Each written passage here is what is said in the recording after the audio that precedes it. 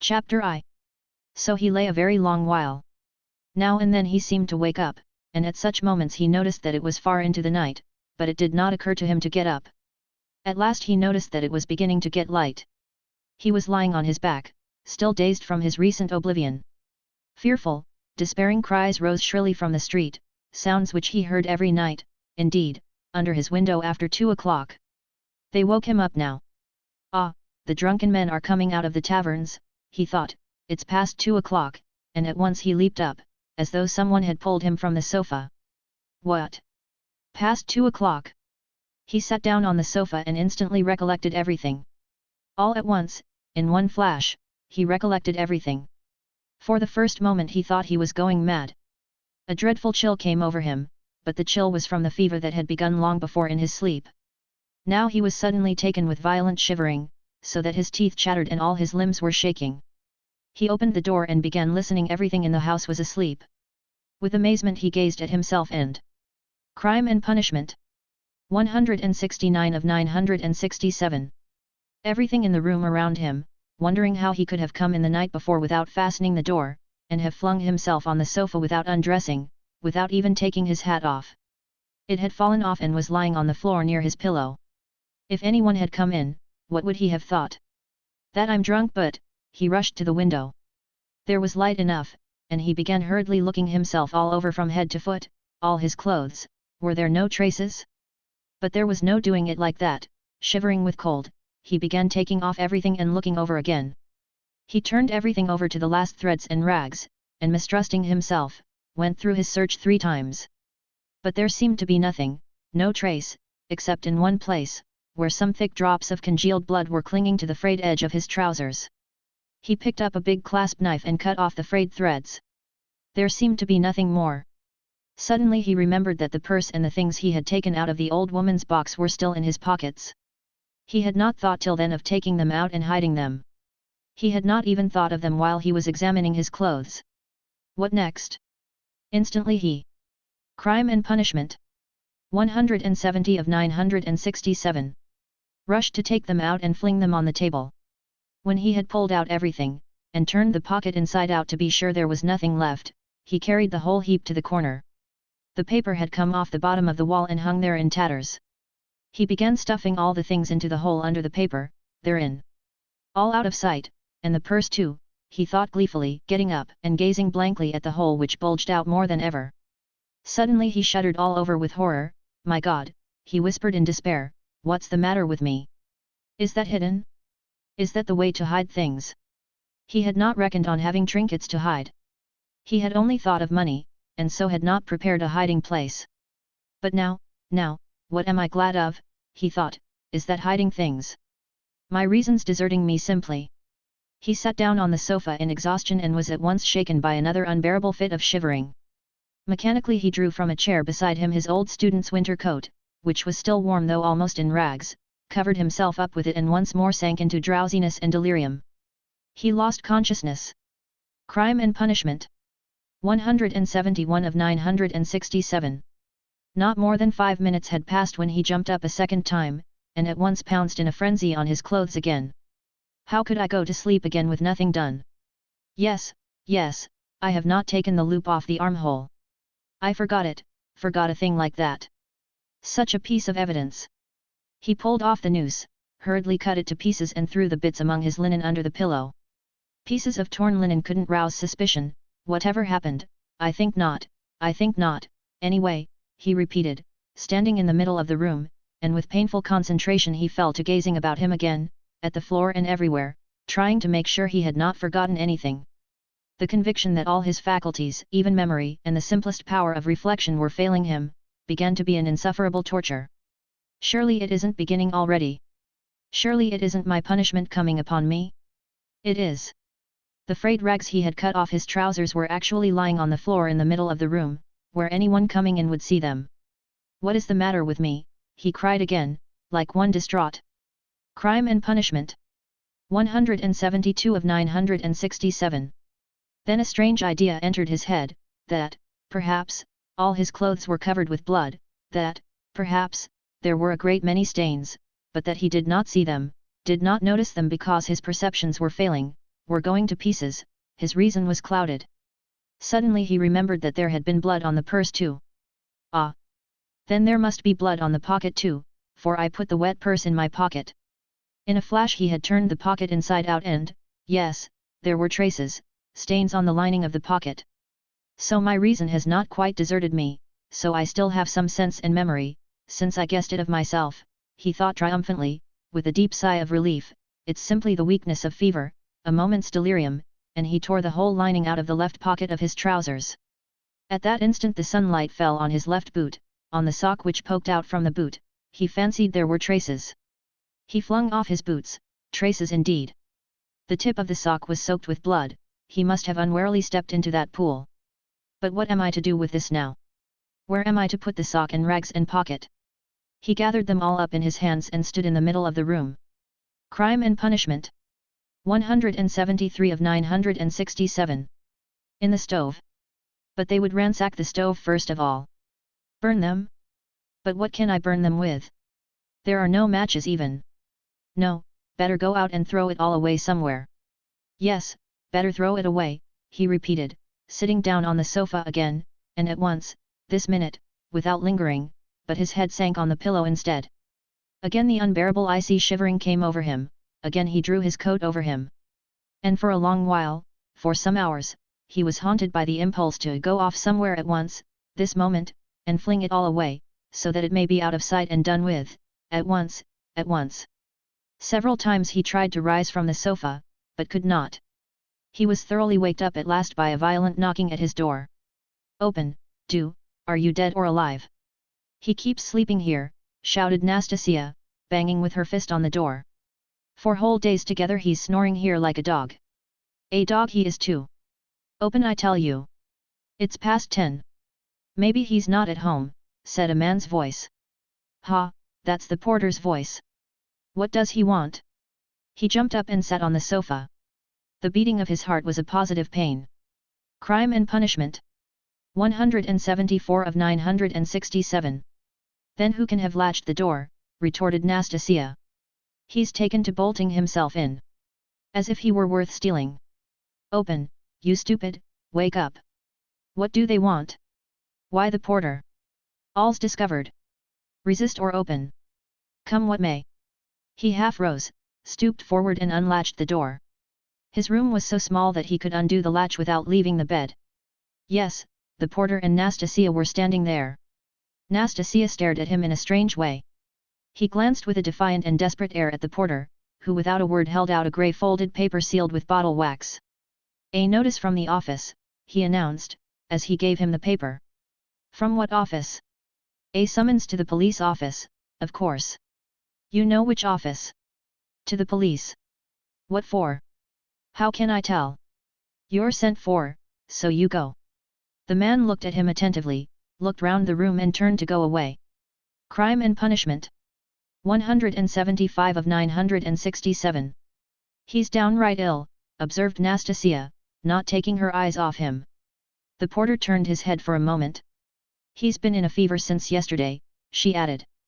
Raskolnikov made no response and held the paper in his hands, without opening it. Don't you get up then, Nastasia went on compassionately, seeing that he was letting his feet down from the sofa. You're ill, and so don't go, there's no such hurry. What have you got there? He looked, in his right hand he held the shreds he had cut from his trousers, the sock and the rags of the pocket. So he had been asleep with them in his hand. Afterwards reflecting upon it, he remembered that half waking up in his fever, he had grasped all this tightly in his hand and so fallen asleep again. Look at the rags he's collected and sleeps with them, as though he has got hold of a treasure, and Nastasia went off into her hysterical giggle. Instantly he thrust them all under his greatcoat and fixed his eyes intently upon her. Far as he was from being capable of rational reflection at that moment, he felt that no one would behave like that with a person who was going to be arrested. But, the police. Crime and Punishment. 176 of 967. You'd better have some tea. Yes? I'll bring it, there's some left. No. I'm going, I'll go at once, he muttered, getting onto his feet.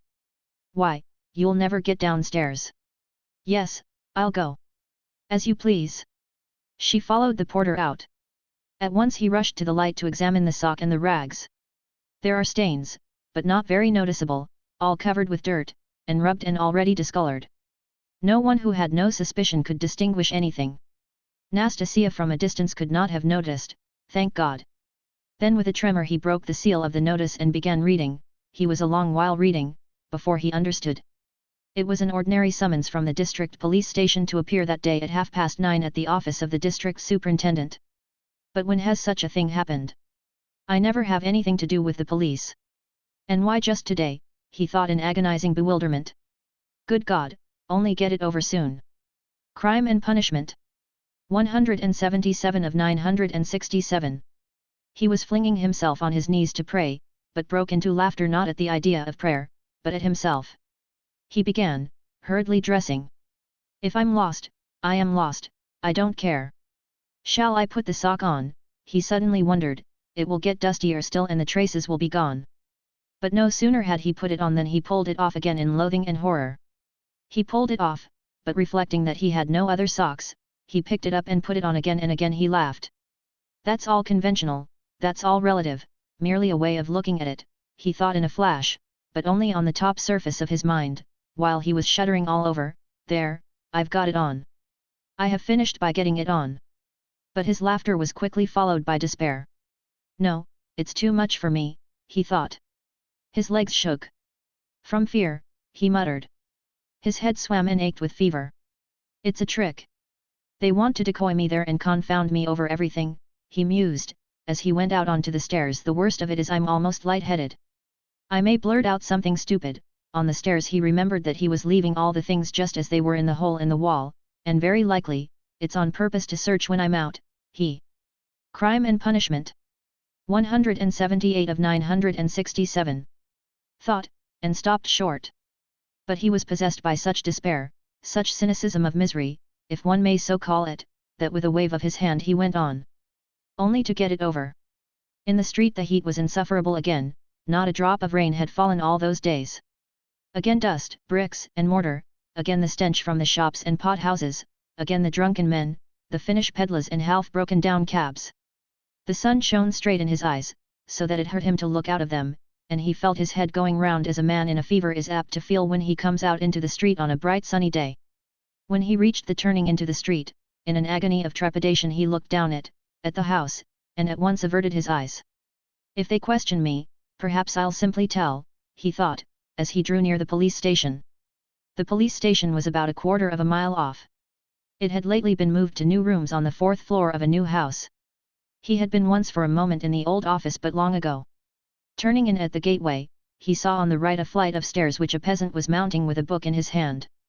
A house porter, no doubt, so then, the office is here, and he began ascending the stairs. Crime and Punishment. 179 of 967. On the chance. He did not want to ask questions of anyone. I'll go in, fall on my knees, and confess everything, he thought, as he reached the 4th floor. The staircase was steep, narrow, and all sloppy with dirty water. The kitchens of the flats opened onto the stairs and stood open almost the whole day. So there was a fearful smell and heat. The staircase was crowded with porters going up and down with their books under their arms, policemen and persons of all sorts and both sexes. The door of the office, too, stood wide open. Peasants stood waiting within. There, too, the heat was stifling and there was a sickening smell of fresh paint and stale oil from the newly decorated rooms. After waiting a little, he decided to move forward into the next room. All the rooms were small and low-pitched. A fearful impatience drew him on and on. No one paid attention to him. In the second room some clerks sat writing, dressed hardly better than he was, and rather a queer-looking set. He went up to one of them. What is it? He showed the notice he had received. You are a student, the man asked, glancing at the notice. Crime and Punishment. 180 of 967. Yes, formerly a student. The clerk looked at him, but without the slightest interest. He was a particularly unkempt person with the look of a fixed idea in his eye.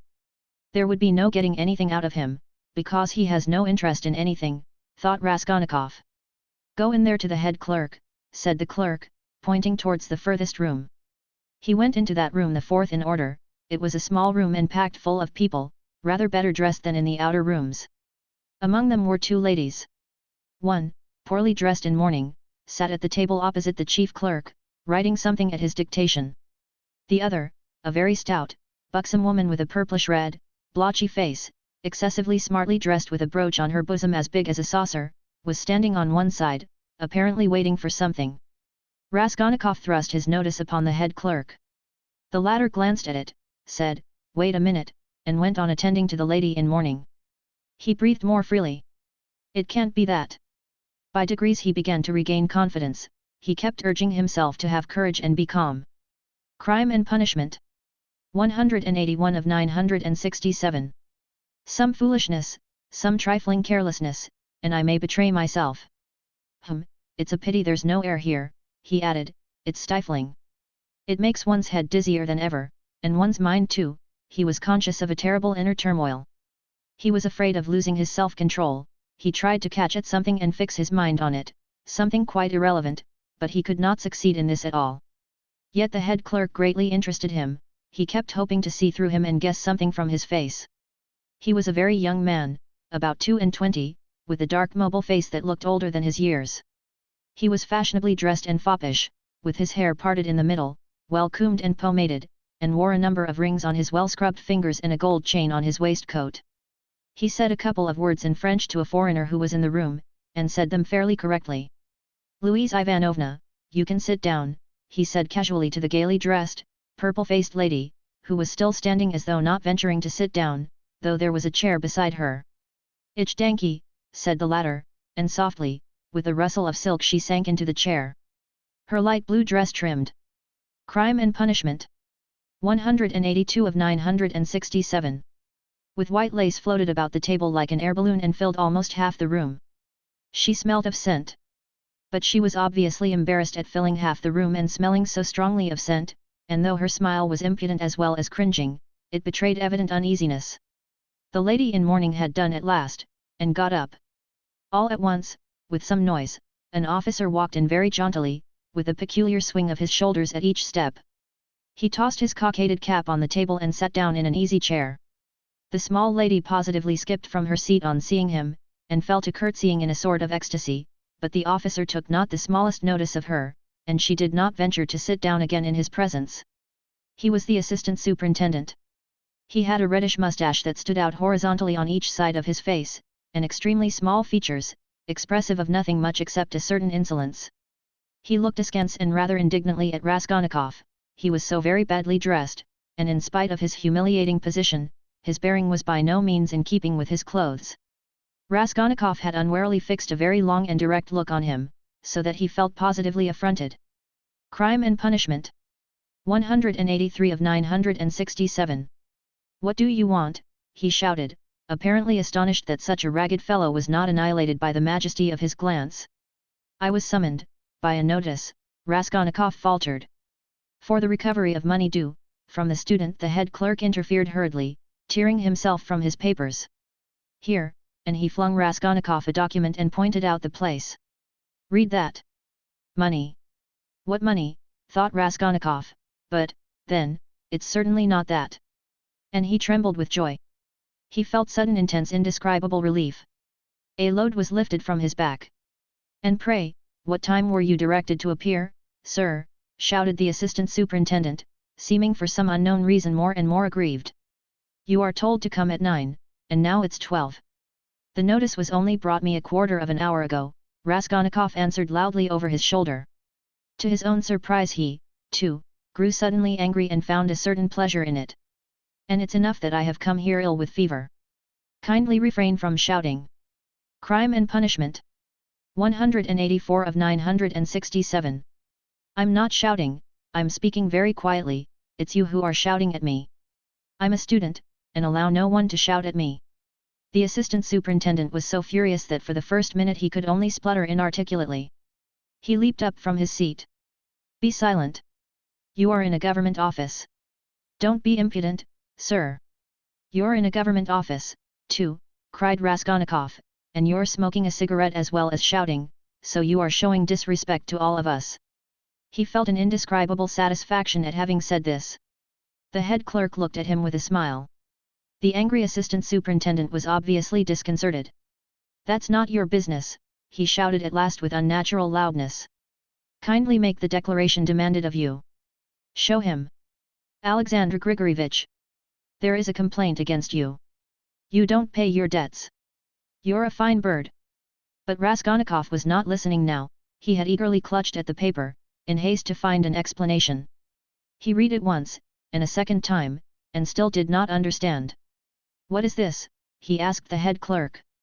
"Crime and Punishment. 185 of 967. It is for the recovery of money on an IOU, a writ. You must either pay it, with all expenses, costs, and so on, or give a written declaration when you can pay it, and at the same time an undertaking not to leave the capital without payment, and nor to sell or conceal your property. The creditor is at liberty to sell your property, and proceed against you according to the law. But I am not in debt to anyone. That's not our business. Here, an IOU for 115 rubles, legally attested, and due for payment, has been brought us for recovery, given by you to the widow of the assessor Zarnitsin, 9 months ago, and paid over by the widow Zarnitsin to one Mr. Chibarav. We therefore summon you, hereupon. But she is my landlady. And what if she is your landlady?" The head clerk looked at him with a condescending smile of compassion, and at the same time with a certain triumph, as at a novice under fire for the first time, as though he would say, "Well, how do you feel now?" But what did he care now for an IOU, for a writ of recovery? Was that worth worrying about now? Was it worth attention even? He stood, he read, he listened, he answered, he even asked questions himself, but all. Crime and Punishment. 186 of 967. Mechanically. The triumphant sense of security, of deliverance from overwhelming danger, that was what filled his whole soul that moment, without thought for the future, without analysis, without suppositions or surmises, without doubts and without questioning. It was an instant of full, direct, purely instinctive joy. But at that very moment something like a thunderstorm took place in the office. The assistant superintendent, still shaken by Raskolnikov's disrespect, still fuming and obviously anxious to keep up his wounded dignity, pounced on the unfortunate smart lady, who had been gazing at him ever since he came in with an exceedingly silly smile. "You shameful hussy," he shouted suddenly at the top of his voice. The lady in mourning had left the office. "What was going on at your house last night? A disgrace again, you're a scandal to the whole street. Fighting and drinking again. Do you want the house of correction? Why, I have warned you 10 times over that I would not let you off the 11th. And here you are again, you. The paper fell out of Raskolnikov's hands, and he looked wildly at the smart lady who was so unceremoniously treated. But he soon saw what it meant, and at once began to find positive amusement in the Crime and Punishment. 187 of 967. Scandal. He listened with pleasure, so that he longed to laugh and laugh, all his nerves were on edge. "Ilya Petrovich," the head clerk was beginning anxiously, but stopped short, for he knew from experience that the enraged assistant could not be stopped except by force. As for the smart lady, at first she positively trembled before the storm. But, strange to say, the more numerous and violent the terms of abuse became, the more amiable she looked, and the more seductive the smiles she lavished on the terrible assistant. She moved uneasily, and curtsied incessantly, waiting impatiently for a chance of putting in her word, and at last she found it. "There was no sort of noise or fighting in my house, Mr. Captain," she pattered all at once, like peas dropping, speaking Russian confidently, though with a strong German accent, "and no sort of scandal, and his honor came drunk, and it's the whole truth I am telling, Mr. Captain, and I am not to blame. Mine is an honorable house, Mr. Captain, and honorable behavior, Mr. Captain, and I always dislike any scandal myself." But he came quite tipsy, and asked for 3 bottles again, and then he lifted up one leg, and began playing the pianoforte with one foot, and that is not at all right in an Crime and Punishment. 188 of 967. Honorable house, and he Gans broke the piano, and it was very bad manners indeed, and I said so. And he took up a bottle and began hitting everyone with it. And then I called the porter, and Karl came, and he took Karl and hit him in the eye, and he hit Henriette in the eye, too, and gave me 5 slaps on the cheek. And it was so ungentlemanly in an honorable house, Mr. Captain, and I screamed. And he opened the window over the canal, and stood in the window, squealing like a little pig. It was a disgrace. The idea of squealing like a little pig at the window into the street. Fie upon him! And Karl pulled him away from the window by his coat, and it is true, Mr. Captain, he tore sen rock. And then he shouted that man must pay him 15 rubles damages. And I did pay him, Mr. Captain, 5 rubles for sen rock. And he is an ungentlemanly visitor and caused all the scandal. I will show you up, he said, for I can write to all the papers about you. Then he was an author. Yes, Mr. Captain, and what an ungentlemanly visitor in an honorable house. Now then. Enough. I have told you already, Ilya Petrovich, the head clerk repeated significantly. Crime and Punishment. 189 of 967. The assistant glanced rapidly at him, the head clerk slightly shook his head. So I tell you this, most respectable Louise Ivanovna, and I tell it you for the last time, the assistant went on. If there is a scandal in your honorable house once again, I will put you yourself in the lock-up, as it is called in polite society. Do you hear? So a literary man, an author took 5 rubles for his coat-tail in an honorable house? A nice set, these authors. And he cast a contemptuous glance at Raskolnikov. There was a scandal the other day in a restaurant, too. An author had eaten his dinner and would not pay. I'll write a satire on you, says he. And there was another of them on a steamer last week used the most disgraceful language to the respectable family of a civil councillor, his wife and daughter. And there was one of them turned out of a confectioner's shop the other day. They are like that, authors, literary men, students, town criers. Pfoo! You get along. I shall look in upon you myself one day. Then you had better be careful. Do you hear? With hurried deference, Louise Ivanovna fell to curtsying in all directions, and so curtsied herself to the door. But at the door, she stumbled backwards against a good-looking officer with a fresh, open face and splendid Crime and Punishment. 190 of 967. Thick fair whiskers. This was the superintendent of the district himself, Nikodym Fomitch. Louise Ivanovna made haste to curtsy almost to the ground, and with mincing little steps, she fluttered out of the office. Again thunder and lightning, a hurricane, said Nikodym Fomitch to Ilya Petrovich in a civil and friendly tone.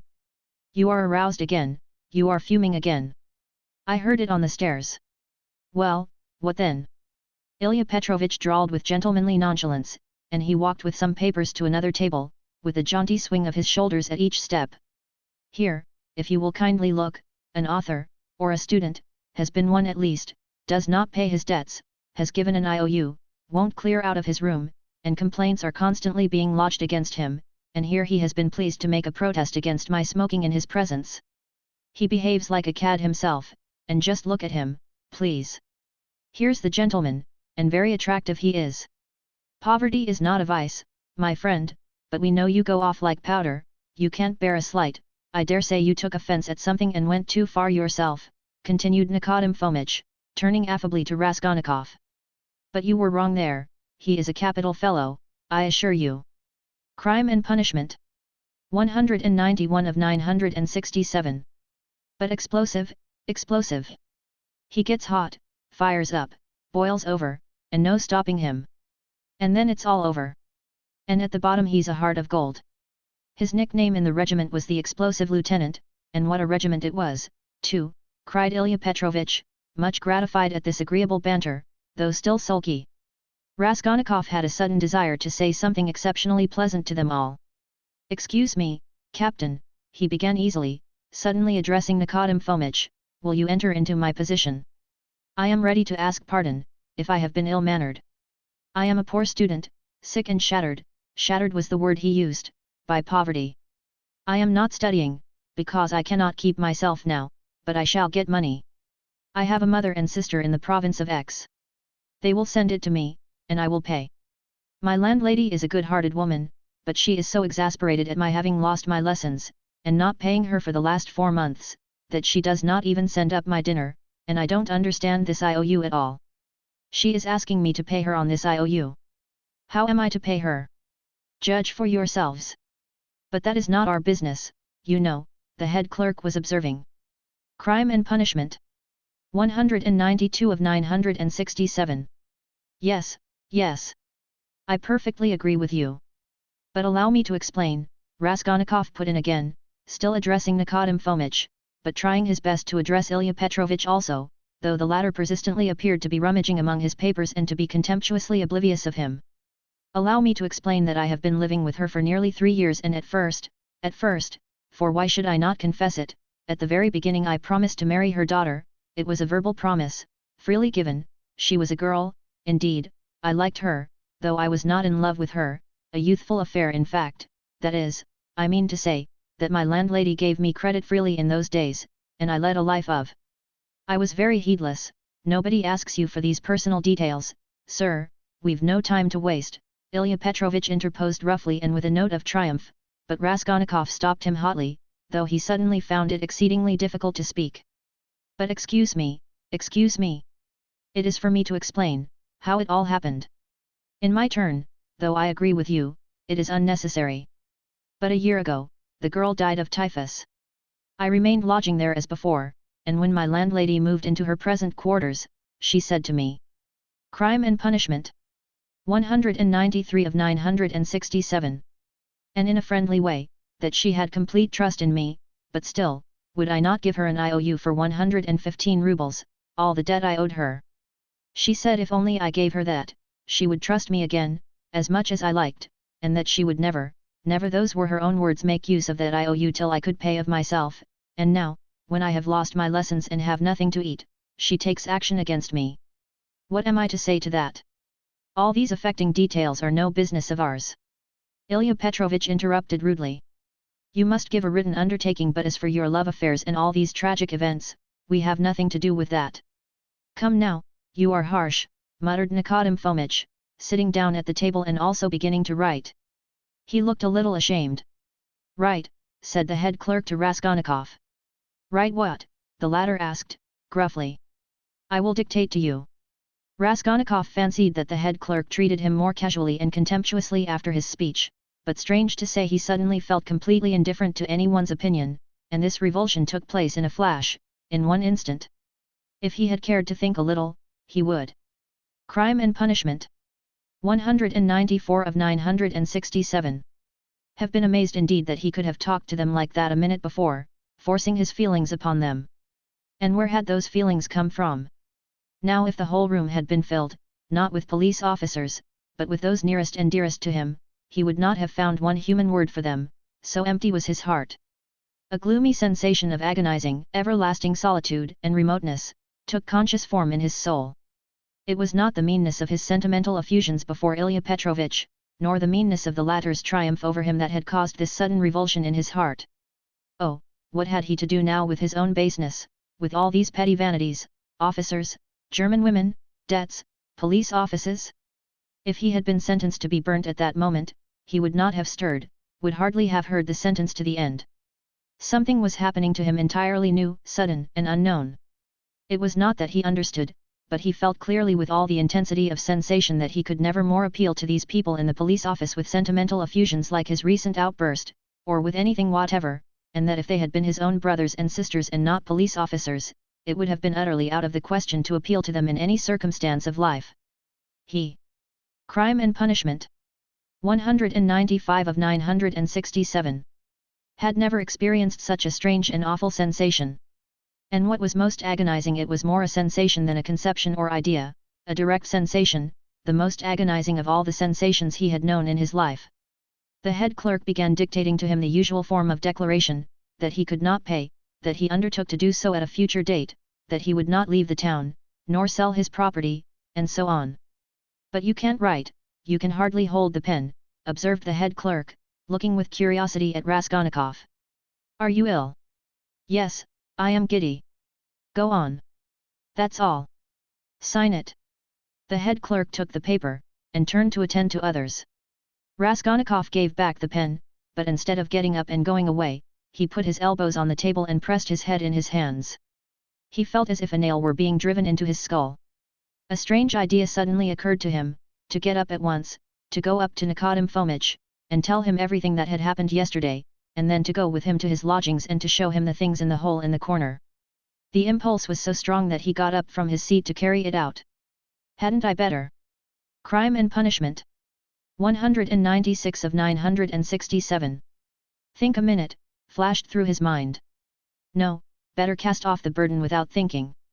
But all at once he stood still, rooted to the spot. Nikodem Fomitch was talking eagerly with Ilya Petrovitch, and the words reached him, "It's impossible, they'll both be released. To begin with, the whole story contradicts itself. Why should they have called the porter, if it had been their doing? To inform against themselves? Or as a blind? No, that would be too cunning. Besides, Pestryakov, the student, was seen at the gate by both the porters and a woman as he went in. He was walking with 3 friends, who left him only at the gate, and he asked the porters to direct him, in the presence of the friends. Now, would he have asked his way if he had been going with such an object?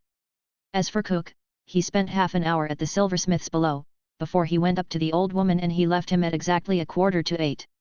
Now just consider, but excuse me, how do you explain this contradiction? They state themselves that they knocked and the door was locked, yet 3 minutes later when they went up with the porter, it turned out the door was unfastened. That's just it, the murderer must have been there and bolted himself in, and they'd have caught him for a certainty if Cook had not been an ass and gone to look for Crime and Punishment. 197 of 967. The porter too. He must have seized the interval to get downstairs and slip by them somehow. Cook keeps crossing himself and saying, "If I had been there, he would have jumped out and killed me with his axe. He is going to have a Thanksgiving service, ha, ha. And no one saw the murderer. They might well not see him, the house is a regular Noah's Ark," said the head clerk, who was listening. "It's clear, quite clear," Nikodem Fomitch repeated warmly. "No, it is anything but clear," Ilya Petrovitch maintained. Raskolnikov picked up his hat and walked towards the door, but he did not reach it.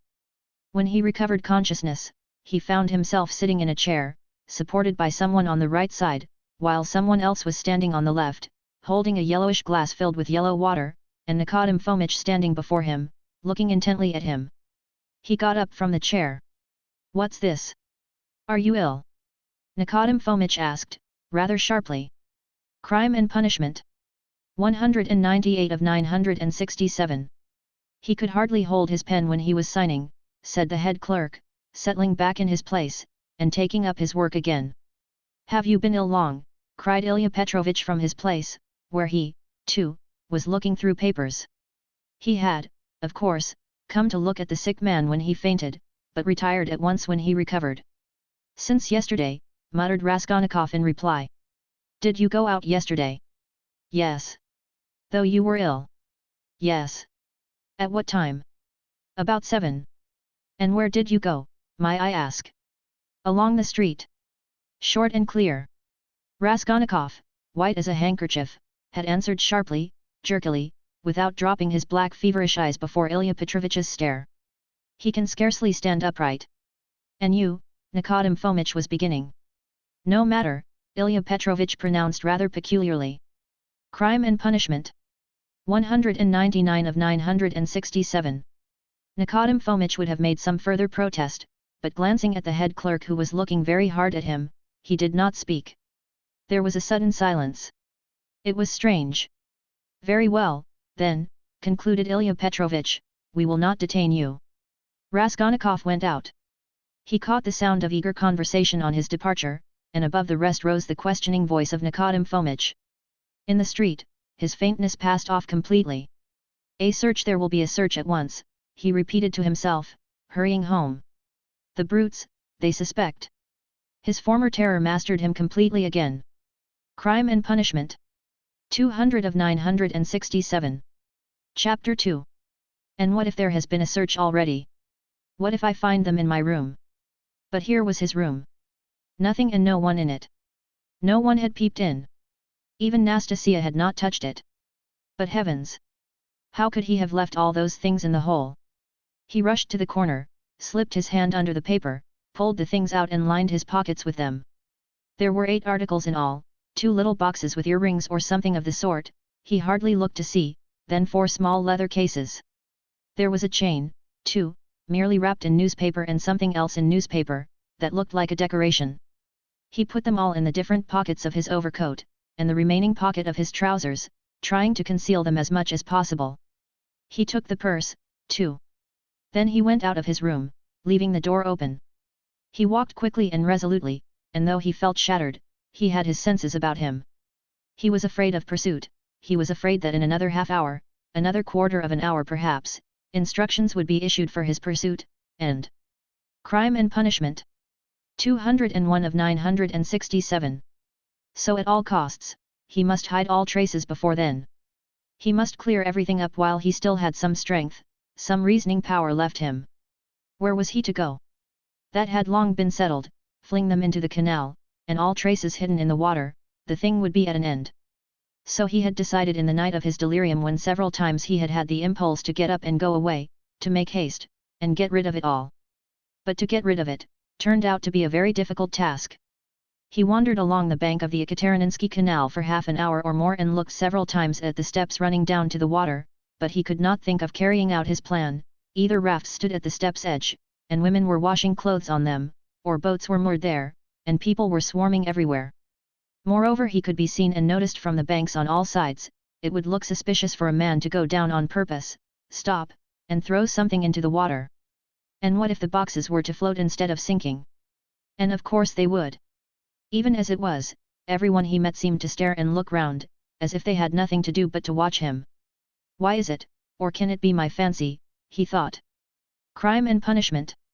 202 of 967. At last the thought struck him that it might be better to go to the Neva. There were not so many people there, he would be less observed, and it would be more convenient in every way, above all it was further off. He wondered how he could have been wandering for a good half hour, worried and anxious in this dangerous past without thinking of it before. And that half hour he had lost over an irrational plan, simply because he had thought of it in delirium. He had become extremely absent and forgetful, and he was aware of it. He certainly must make haste. He walked towards the Neva along V Prospect, but on the way another idea struck him. Why to the Neva? Would it not be better to go somewhere far off, to the islands again, and there hide the things in some solitary place, in a wood or under a bush, and mark the spot perhaps? And though he felt incapable of clear judgment, the idea seemed to him a sound one. But he was not destined to go there. For coming out of V Prospect towards the square, he saw on the left a passage leading between two blank walls to a courtyard. On the right hand, the blank unwhitewashed wall of a four-storied house stretched far into the court. On the left, a wooden hoarding ran parallel with it for 20 paces into the court, and then turned sharply to the left. Here was a crime and punishment. 203 of 967. Deserted fenced-off place where rubbish of different sorts was lying. At the end of the court, the corner of a low, smutty, stone shed, apparently part of some workshop, peeped from behind the hoarding. It was probably a carriage builder's or carpenter's shed. The whole place from the entrance was black with coal dust. Here would be the place to throw it, he thought. Not seeing anyone in the yard, he slipped in, and at once saw near the gate a sink, such as is often put in yards where there are many workmen or cab drivers, and on the hoarding above had been scribbled in chalk the time-honored witticism, "Standing here strictly forbidden." This was all the better, for there would be nothing suspicious about his going in. Here I could throw it all in a heap and get away.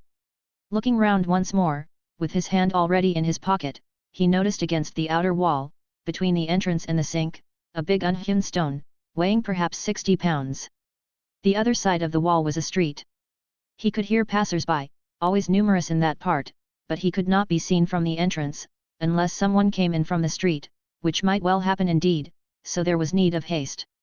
He bent down over the stone, seized the top of it firmly in both hands, and using all his strength turned it. Crime and punishment. 204 of 967. Over.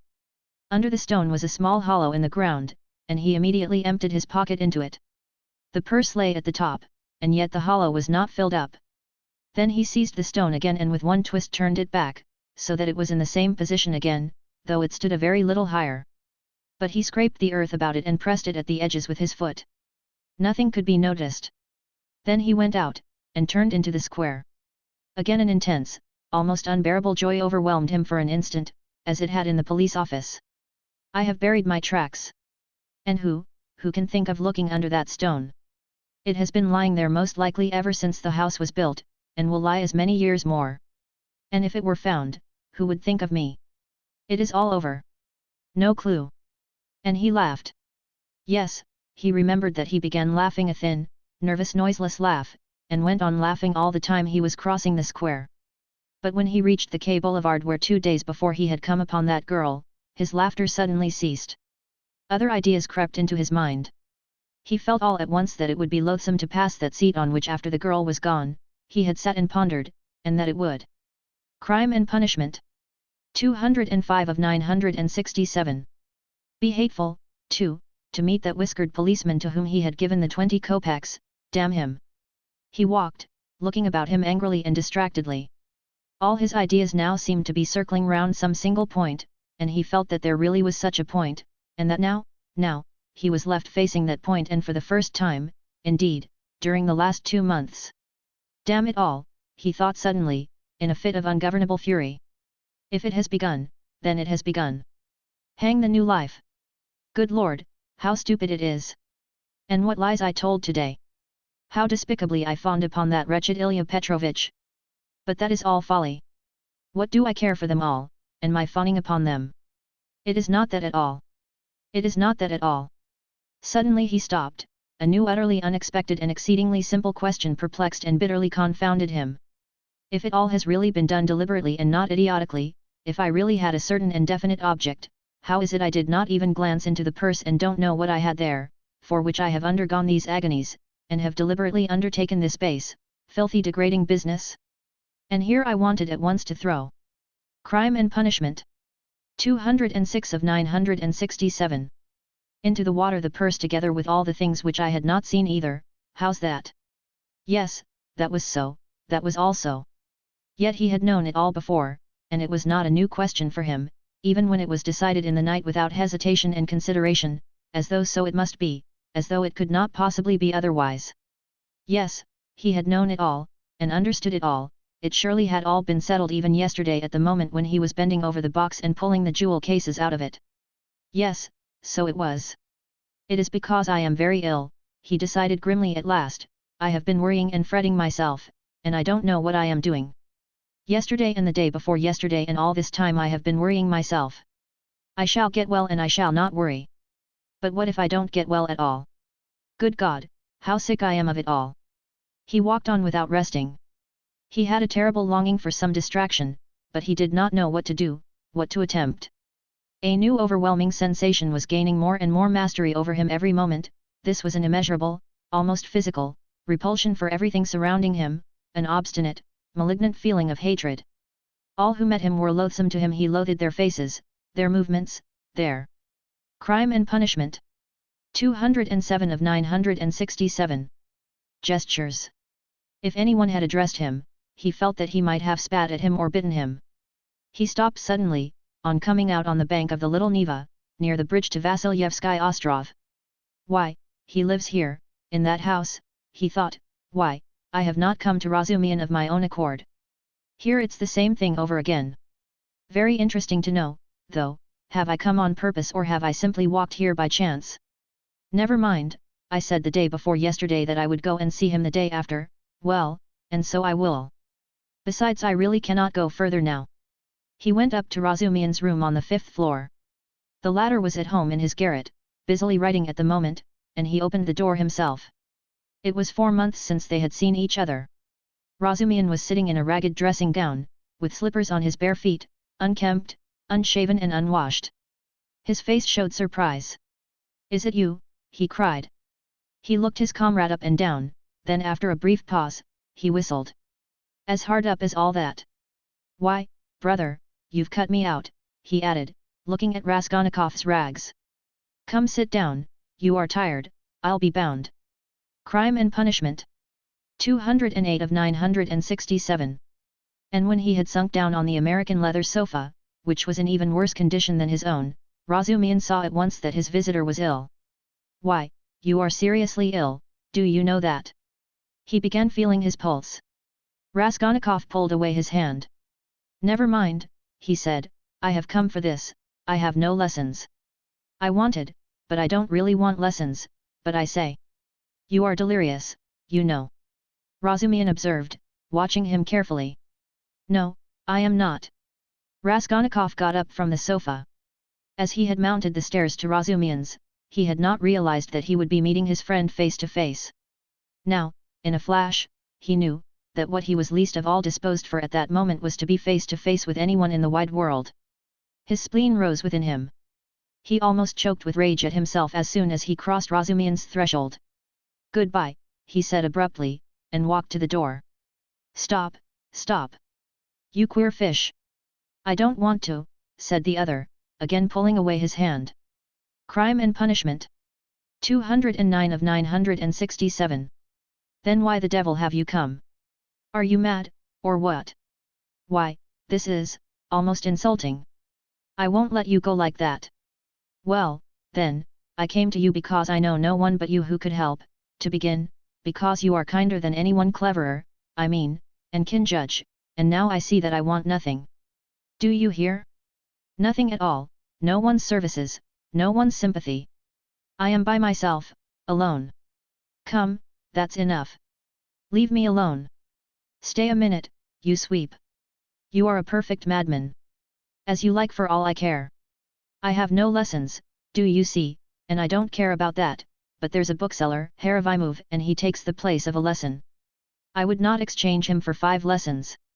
He's doing publishing of a kind, and issuing natural science manuals, and what a circulation they have. The very titles are worth the money. You always maintained that I was a fool, but by Jove, my boy, there are greater fools than I am. Now he is setting up for being advanced, not that he has an inkling of anything, but, of course, I encourage him. Here are 2 signatures of the German text. In my opinion, the crudest charlatanism. It discusses the question, is woman a human being? And, of course, triumphantly proves that she is.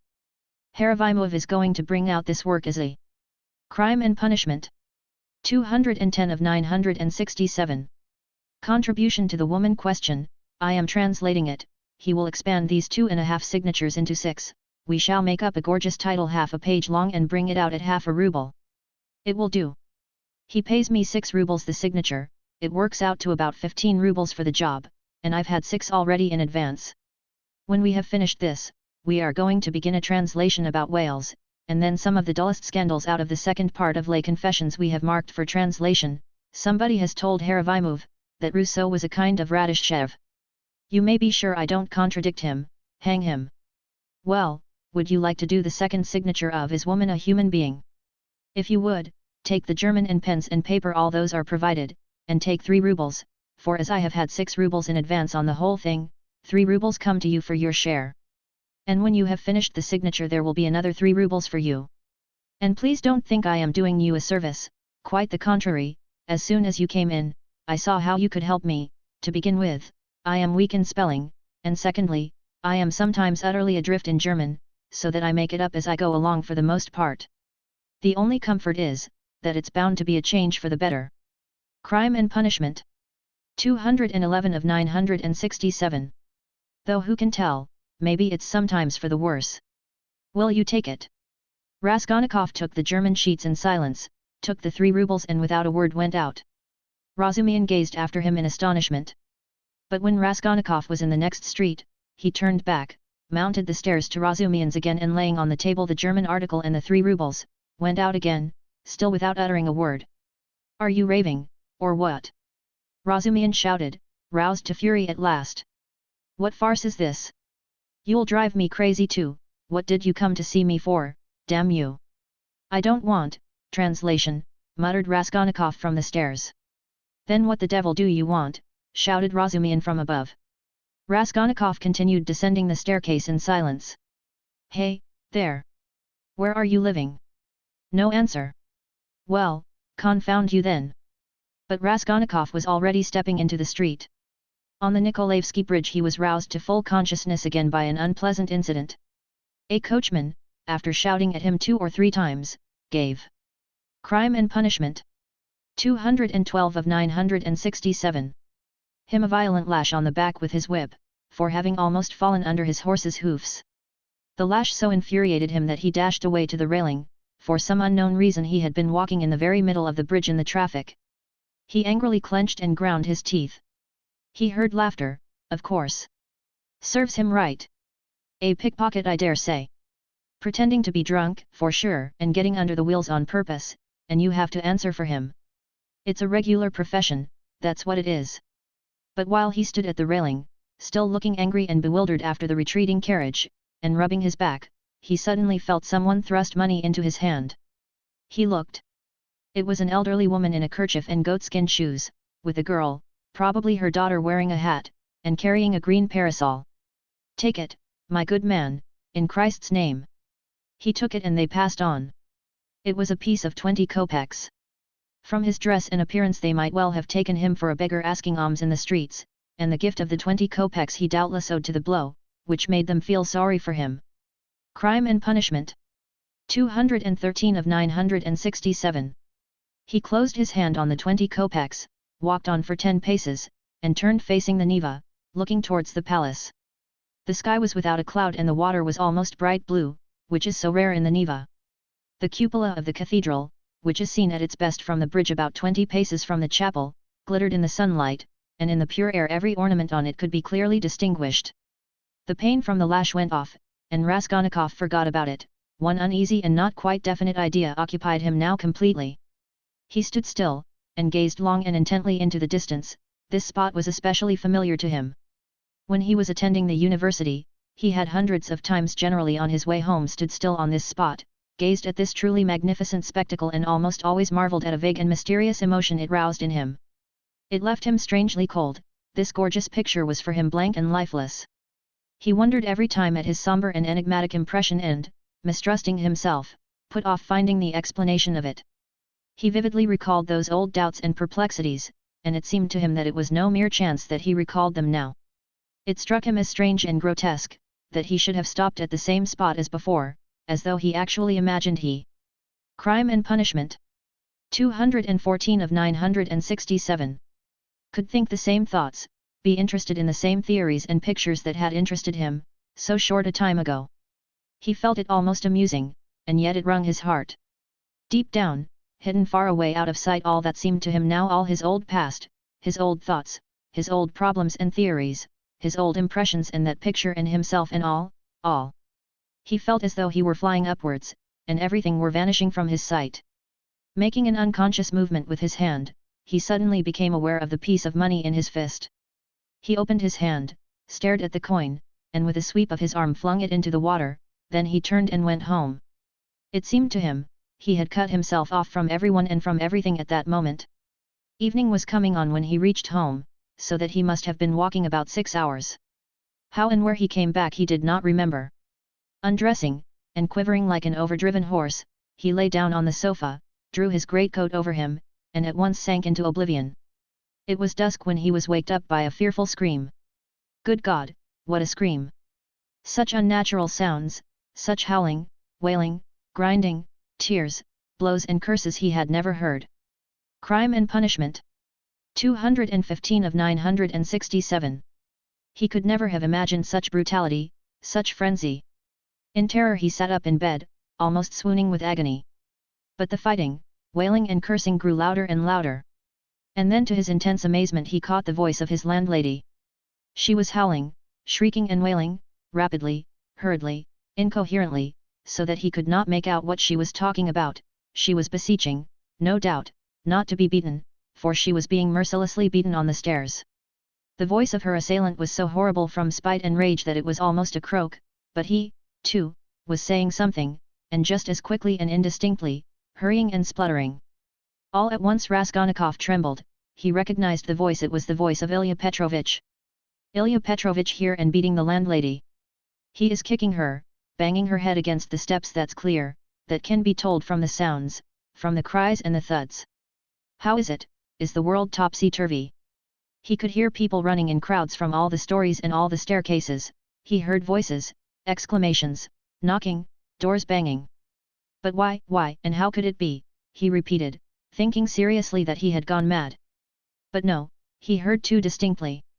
And they would come to him then next, for no doubt, it's all about that, about yesterday. Good God! He. Crime and Punishment. 216 of 967. Would have fastened his door with the latch, but he could not lift his hand, besides, it would be useless. Terror gripped his heart like ice, tortured him and numbed him. But at last all this uproar, after continuing about 10 minutes, began gradually to subside. The landlady was moaning and groaning, Ilya Petrovich was still uttering threats and curses. But at last he, too, seemed to be silent, and now he could not be heard. Can he have gone away? Good Lord! Yes, and now the landlady is going too, still weeping and moaning, and then her door slammed. Now the crowd was going from the stairs to their rooms, exclaiming, disputing, calling to one another, raising their voices to a shout, dropping them to a whisper. There must have been numbers of them, almost all the inmates of the block. But, good God, how could it be? And why had he come here? Raskolnikov sank worn out on the sofa, but could not close his eyes. He lay for half an hour in such anguish, such an intolerable sensation of infinite terror as he had never experienced before. Suddenly a bright light flashed into his room. Nastasia came in with a candle and a plate of soup. Looking at him carefully and ascertaining that he was not asleep, she set the candle on the table and began. Crime and Punishment. 217 of 967. To lay out what she had brought: bread, salt, a plate, a spoon. You've eaten nothing since yesterday, I warrant. You've been trudging about all day, and you're shaking with fever. Nastasia, what were they beating the landlady for? She looked intently at him. Who beat the landlady? Just now, half an hour ago, Ilya Petrovich, the assistant superintendent, on the stairs. Why was he ill-treating her like that, and why was he here? Nastasia scrutinized him, silent and frowning, and her scrutiny lasted a long time. He felt uneasy, even frightened at her searching eyes. Nastasia, why don't you speak? He said timidly at last in a weak voice. It's the blood, she answered at last softly, as though speaking to herself. Blood? What blood? He muttered, growing white and turning towards the wall. Nastasia still looked at him without speaking. Nobody has been beating the landlady, she declared at last in a firm, resolute voice. He gazed at her, hardly able to breathe. Crime and Punishment. 218 of 967. I heard it myself. I was not asleep. I was sitting up, he said still more timidly. I listened a long while. The assistant superintendent came. Everyone ran out onto the stairs from all the flats. No one has been here. That's the blood crying in your ears. When there's no outlet for it and it gets clotted, you begin fancying things. Will you eat something? He made no answer. Nastasia still stood over him, watching him. Give me something to drink. Nastasia. She went downstairs and returned with a white earthenware jug of water. He remembered only swallowing one sip of the cold water and spilling some on his neck. Then followed forgetfulness. Crime and Punishment. 219 of 967. Chapter 3. He was not completely unconscious, however. All the time he was ill, he was in a feverish state, sometimes delirious, sometimes half-conscious. He remembered a great deal afterwards. Sometimes it seemed as though there were a number of people round him, they wanted to take him away somewhere, there was a great deal of squabbling and discussing about him. Then he would be alone in the room, they had all gone away afraid of him, and only now and then opened the door a crack to look at him, they threatened him, plotted something together, laughed, and mocked at him. He remembered Nastasia often at his bedside, he distinguished another person, too, whom he seemed to know very well, though he could not remember who he was, and this fretted him, even made him cry. Sometimes he fancied he had been lying there a month, at other times it all seemed part of the same day. But of that he had no recollection, and yet every minute he felt that he had forgotten something he ought to remember. He worried and tormented himself trying to remember, moaned, flew into a rage, or sank into awful, intolerable terror. Then he struggled to get up, would. Crime and Punishment. 220 of 967. Have run away, but someone always prevented him by force, and he sank back into impotence and forgetfulness. At last he returned to complete consciousness. It happened at 10 o'clock in the morning. On fine days the sun shone into the room at that hour, throwing a streak of light on the right wall and the corner near the door. Nastasia was standing beside him with another person, a complete stranger, who was looking at him very inquisitively. He was a young man with a beard, wearing a full, short-waisted coat, and looked like a messenger. The landlady was peeping in at the half-opened door. Raskolnikov sat up. "Who is this, Nastasia?" he asked, pointing to the young man. "I say, he's himself again," she said. "He is himself," echoed the man. Concluding that he had returned to his senses, the landlady closed the door and disappeared. She was always shy and dreaded conversations or discussions. She was a woman of 40, not at all bad-looking, fat and buxom, with black eyes and eyebrows, good-natured from fatness and laziness, and absurdly bashful. Crime and Punishment. 221 of 967. Who are you? He went on, addressing the man. But at that moment the door was flung open, and, stooping a little, as he was so tall, Razumihin came in. What a cabin it is, he cried. I am always knocking my head. You call this a lodging? So you are conscious, brother? I've just heard the news from Pashenka. He has just come to, said Nastasia. Just come to, echoed the man again, with a smile. And who are you? Razumihin asked, suddenly addressing him. My name is Razumihin, at your service, not Razumihin, as I am always called, but Razumihin, a student and gentleman, and he is my friend. And who are you? I am the messenger from our office, from the merchant Chalopiv, and I've come on business. Please sit down. Razumihin seated himself on the other side of the table. It's a good thing you've come to, brother, he went on to Raskolnikov. For the last 4 days you have scarcely eaten or drunk anything. We had to give you tea in spoonfuls. I brought Zosimov to see you twice. You remember Zosimov? He examined you carefully and said at once it was nothing serious. Something seemed to have gone to your head. Some nervous nonsense, the result of bad feeding, he says. You. Crime and Punishment. 222 of 967. Have not had enough beer and radish, but it's nothing much, it will pass and you will be all right. Zosimov is a first-rate fellow. He is making quite a name. Come, I won't keep you, he said, addressing the man again. Will you explain what you want? You must know, Rodia, this is the second time they have sent from the office, but it was another man last time, and I talked to him. Who was it came before? That was the day before yesterday, I venture to say, if you please, sir. That was Alexei Semyonovich, he is in our office, too. He was more intelligent than you, don't you think so? Yes, indeed, sir, he is of more weight than I am.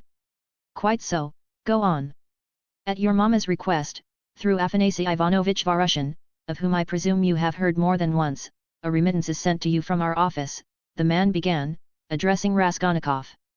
If you are in an intelligible condition, I've 35 rubles to remit to you, as Semyon Semyonovich has received from Afanasy Ivanovich at your mamma's request instructions to that effect, as on previous occasions. Do you know him, sir? Yes, I remember. Varushin, Raskolnikov said dreamily. Crime and Punishment. 223 of 967. You hear, he knows Varushin, cried Razumihin. He is in an intelligible condition. And I see you are an intelligent man too. Well, it's always pleasant to hear words of wisdom. That's the gentleman, Varushin, Afanasy Ivanovich. And at the request of your mamma, who has sent you a remittance once before in the same manner through him, he did not refuse this time also, and sent instructions to Semyon Semyonovich some days since to hand you 35 rubles in the hope of better to come. That hoping for better to come is the best thing you've said, though your mamma is not bad either. Come then, what do you say? Is he fully conscious, et? That's all right. If only he can sign this little paper. He can scrawl his name. Have you got the book? Yes, here's the book. Give it to me. Here, Rodia, sit up. I'll hold you. Take the pen and scribble Raskolnikov for him. For just now, brother, money is sweeter to us than treacle. I don't want it, said Raskolnikov, pushing away the pen. Not want it? I won't sign it. How the devil can you do without signing it? Crime and Punishment. 224 of 967. I don't want the money. Don't want the money. Come, brother, that's nonsense, I bear witness. Don't trouble, please, it's only that he is on his travels again. But that's pretty common with him at all times though. You are a man of judgment and we will take him in hand, that is, more simply, take his hand and he will sign it. Here. But I can come another time. No, no. Why should we trouble you? You are a man of judgment. Now, Rodia, don't keep your visitor, you see he is waiting, and he made ready to hold Raskolnikov's hand in earnest. "Stop, I'll do it alone," said the latter, taking the pen and signing his name. The messenger took out the money and went away. "Bravo! And now, brother, are you hungry?" "Yes," answered Raskolnikov. "Is there any soup?" "Some of yesterday's," answered Nastasia, who was still standing there. "With potatoes and rice in it." "Yes. I know it by heart." "Bring soup and give us some tea." "Very well." Crime and Punishment. 225 of 967. Raskolnikov looked at all this with profound astonishment and a dull, unreasoning terror. He made up his mind to keep quiet and see what would happen. "I believe I am not wandering. I believe it's reality," he thought. In a couple of minutes Nastasia returned with the soup, and announced that the tea would be ready directly. With the soup she brought 2 spoons, 2 plates, salt, pepper, mustard for the beef, and so on. The table was set as it had not been for a long time.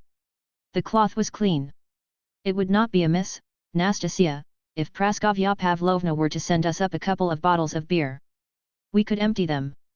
"Well, you are a cool hand," muttered Nastasia, and she departed to carry out his orders. Raskolnikov still gazed wildly with strained attention. Meanwhile Razumihin sat down on the sofa beside him, as clumsily as a bear put his left arm round Raskolnikov's head, although he was able to sit up, and with his right hand gave him a spoonful of soup, blowing on it that it might not burn him. But the soup was only just warm. Raskolnikov swallowed 1 spoonful greedily, then a second, then a third. But after giving him a few more spoonfuls of soup, Razumihin suddenly stopped, and said, "Crime and Punishment. 226 of 967. That he must ask Zosimov whether he ought to have more." Nastasia came in with 2 bottles of beer. "And will you have tea?" "Yes." "Cut along, Nastasia, and bring some tea, for tea we may venture on without the faculty. But here is the beer." He moved back to his chair, pulled the soup and meat in front of him, and began eating as though he had not touched food for 3 days. "I must tell you, Rodya, I dine like this here every day now," he mumbled with his mouth full of beef, "and it's all Pashenka, your dear little landlady, who sees to that. She loves to do anything for me. I don't ask for it, but, of course, I don't object. And here's Nastasia with the tea. She is a quick girl. Nastasia, my dear, won't you have some beer? Get along with your nonsense. A cup of tea, then. A cup of tea, maybe. Pour it out. Stay, I'll pour it out myself. Sit down." He poured out 2 cups, left his dinner, and sat on the sofa again. As before, he put his left arm round the sick man's head, raised him up and gave him tea in spoonfuls. Crime and Punishment. 227 of 967. Again blowing each spoonful steadily and earnestly, as though this process was the principal and most effective means towards his friend's recovery. Raskolnikov said nothing and made no resistance, though he felt quite strong enough to sit up on the sofa without support and could not merely have held a cup or a spoon, but even perhaps could have walked about. But from some queer, almost animal, cunning he conceived the idea of hiding his strength and lying low for a time, pretending if necessary not to be yet in full possession of his faculties, and meanwhile listening to find out what was going on. Yet he could not overcome his sense of repugnance. After sipping a dozen spoonfuls of tea, he suddenly released his head, pushed the spoon away capriciously, and sank back on the pillow. There were actually real pillows under his head now, down pillows in clean cases. He observed that, too, and took note of it. "Pashenka must give us some raspberry jam today to make him some raspberry tea," said Razumihin, going back to his chair and attacking his soup and beer again. "And where is she to get raspberries for you?" asked Nastasia, balancing a saucer on her 5 outspread fingers and sipping tea through a lump of sugar. Crime and Punishment. 228 of 967. "She'll get it at the shop, my dear. You see, Rodya, all sorts of things have been happening while you have been laid up. When you decamped in that rascally way without leaving your address, I felt so angry that I resolved to find you out and punish you. I set to work that very day. How I ran about making inquiries for you. This lodging of yours I had forgotten, though I never remembered it, indeed, because I did not know it, and as for your old lodgings, I could only remember it was at the 5 Corners, Harlamov's house. I kept trying to find that Harlamov's house, and afterwards it turned out that it was not Harlamov's, but Butch's. How one muddles up sound sometimes. So I lost my temper, and I went on the chance to the address bureau next day, and only fancy, in 2 minutes they looked you up. Your name is down there. My name? I should think so, and yet a General Kobelev they could not find while I was there. Well, it's a long story. But as soon as I did land on this place, I soon got to know all your affairs all, brother, I know everything, Nastasia here will tell you. I made the acquaintance of Nikodim Fomich and Ilya Petrovich, and the house porter and Mr. Zametov, Alexander Grigorievich, they. Crime and Punishment. 229 of 967. Head clerk in the police office, and, last, but not least, of Pashenka, Nastasia here knows, he's got round her, Nastasia murmured, smiling slyly. Why don't you put the sugar in your tea, Nastasia Nikiforovna? You are a one. Nastasia cried suddenly, going off into a giggle. I am not Nikiforovna, but Petrovna, she added suddenly, recovering from her mirth. I'll make a note of it. Well, brother, to make a long story short, I was going in for a regular explosion here to uproot all malignant influences in the locality, but Pashenka won the day. I had not expected, brother, to find her so prepossessing. What do you think? Raskolnikov did not speak, but he still kept his eyes fixed upon him, full of alarm. And all that could be wished, indeed, in every respect, Razumihin went on, not at all embarrassed by his silence. Ah, the sly dog! Nastasia shrieked again. This conversation afforded her unspeakable delight. It's a pity, brother, that you did not set to work in the right way at first. You ought to have approached her differently. She is, so to speak, a most unaccountable character. But we will talk about her character later. How could you let things come to such a pass that she? Crime and Punishment. 230 of 967. Gave up sending you your dinner? And that IOU? You must have been mad to sign an IOU. And that promise of marriage when her daughter, Natalia Yegorovna, was alive? I know all about it. But I see that's a delicate matter and I am an ass, forgive me. But, talking of foolishness, do you know Praskovya Pavlovna is not nearly so foolish as you would think at first sight? No, mumbled Raskolnikov, looking away, but feeling that it was better to keep up the conversation. She isn't, is she? Cried Razumihin, delighted to get an answer out of him. But she is not very clever either, eh? She is essentially an unaccountable character. I am sometimes quite at a loss, I assure you. She must be 40, she says she is 36, and of course she has every right to say so. But I swear I judge her intellectually, simply from the metaphysical point of view, there is a sort of symbolism sprung up between us, a sort of algebra or what not. I don't understand it. Well, that's all nonsense. Only, seeing that you are not a student now and have lost your lessons and your clothes, and that through the young lady's death she has no need to treat you as a relation, she suddenly took fright, and as you hid in your den and dropped all your old relations with her, she planned to get rid of you. And she's been cherishing that design along. Crime and Punishment. 231 of 967. Time, but was sorry to lose the IOU, for you assured her yourself that your mother would pay. It was base of me to say that. My mother herself is almost a beggar, and I told a lie to keep my lodging, and be fed, Raskolnikov said loudly and distinctly. Yes, you did very sensibly. But the worst of it is that at that point Mr. Chibarov turns up, a businessman.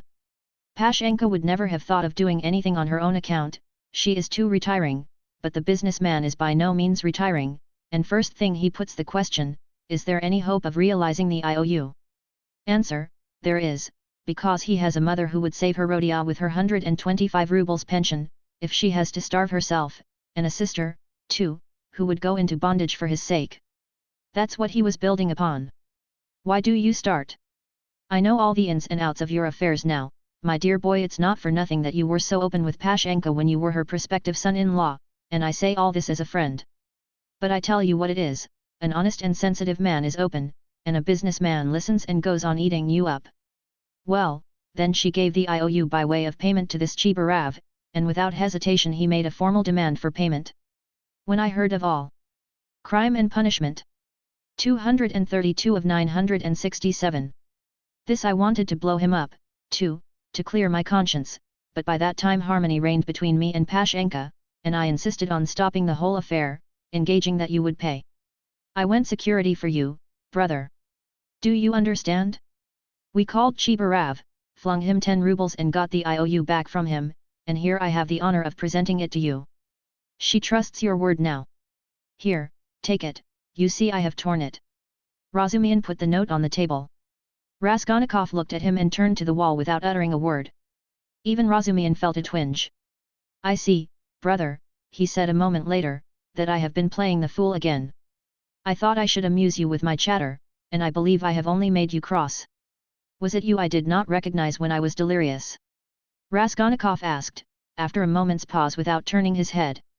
Yes, and you flew into a rage about it, especially when I brought Zametov one day. Zametov? The head clerk? What for? Raskolnikov turned round quickly and fixed his eyes on Razumihin. What's the matter with you? What are you upset about? He wanted to make your acquaintance because I... Crime and Punishment. 233 of 967. Talked to him a lot about you. How could I have found out so much except from him? He is a capital fellow, brother, first rate, in his own way, of course. Now we are friends, see each other almost every day. I have moved into this part, you know. I have only just moved. I've been with him to Louise Ivanovna once or twice. Do you remember Louise Ivanovna? Did I say anything in delirium? I should think so. You were beside yourself. What did I rave about? What next? What did you rave about? What people do rave about? Well, brother, now I must not lose time. To work. He got up from the table and took up his cap. What did I rave about? How he keeps on. Are you afraid of having let out some secret? Don't worry yourself, you said nothing about a countess.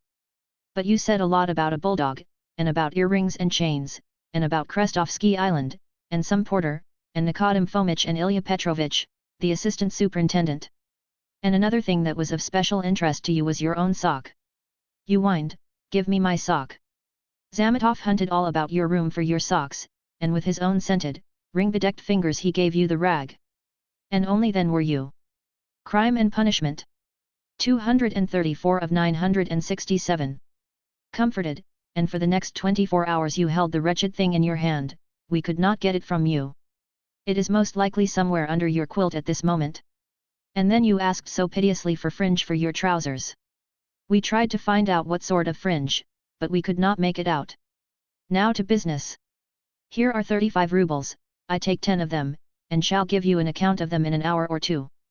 I will let Zosimov know at the same time, though he ought to have been here long ago, for it is nearly 12. And you, Nastasia, look in pretty often while I am away, to see whether he wants a drink or anything else. And I will tell Pashenka what is wanted myself. Goodbye. He calls her Pashenka.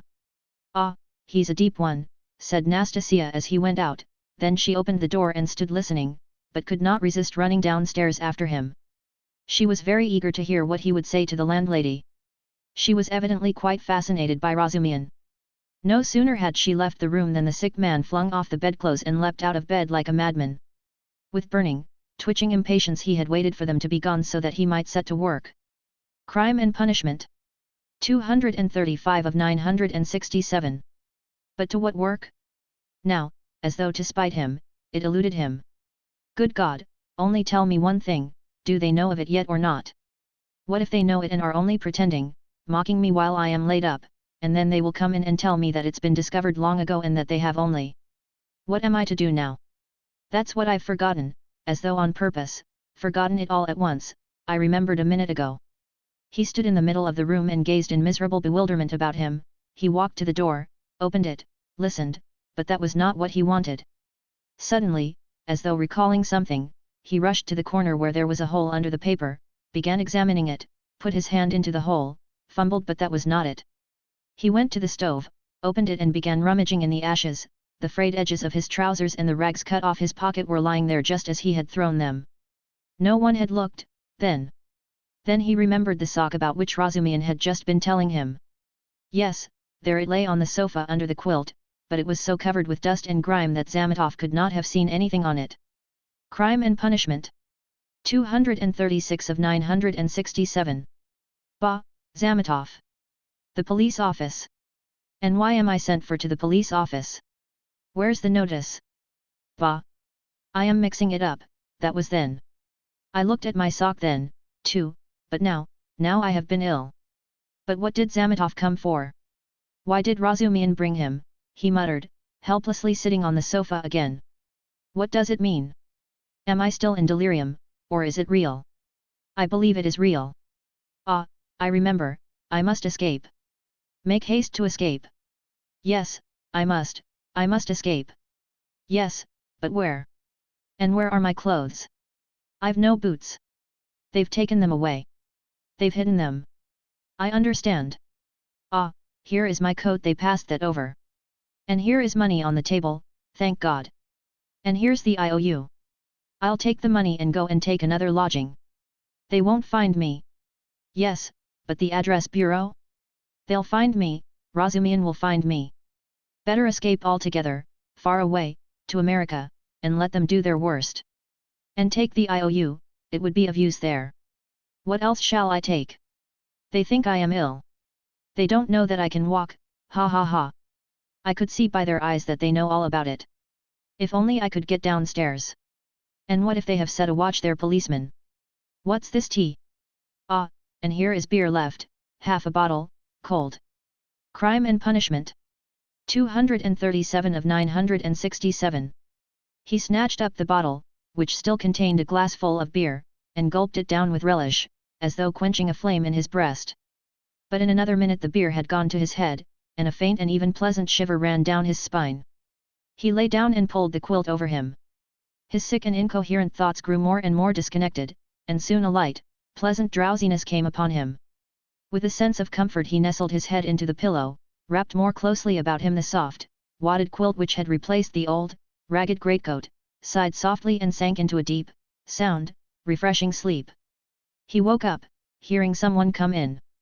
He opened his eyes and saw Razumihin standing in the doorway, uncertain whether to come in or not. Raskolnikov sat up quickly on the sofa and gazed at him, as though trying to recall something. Ah, you are not asleep.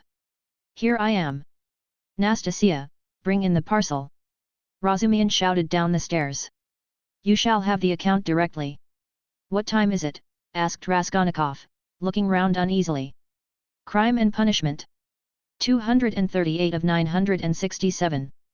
Yes, you had a fine sleep, brother, it's almost evening, it will be 6 o'clock directly. You have slept more than 6 hours. Good heavens! Have I? And why not? It will do you good. What's the hurry? A tryst, is it? We've all time before us. I've been waiting for the last 3 hours for you, I've been up twice and found you asleep. I've called on Zosimuv twice, not at home, only fancy. But no matter, he will turn up. And I've been out on my own business, too. You know I've been moving today, moving with my uncle. I have an uncle living with me now. But that's no matter, to business. Give me the parcel, Nastasia. We will open it directly. And how do you feel now, brother? I am quite well, I am not ill.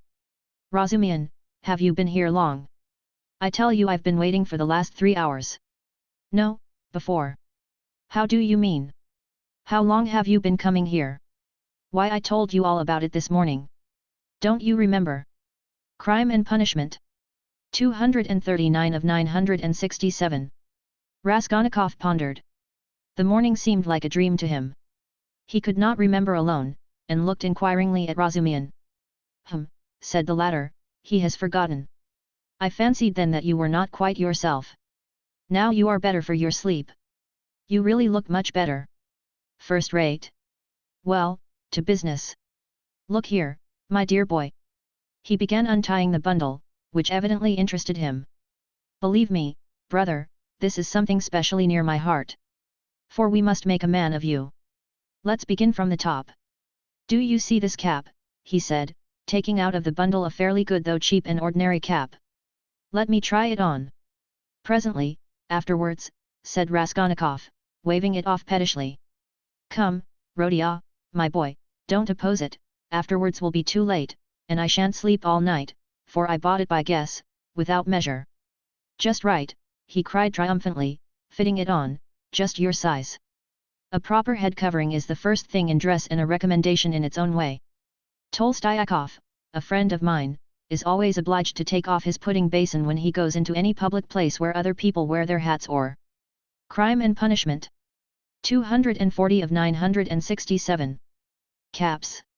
People think he does it from slavish politeness, but it's simply because he is ashamed of his bird's nest.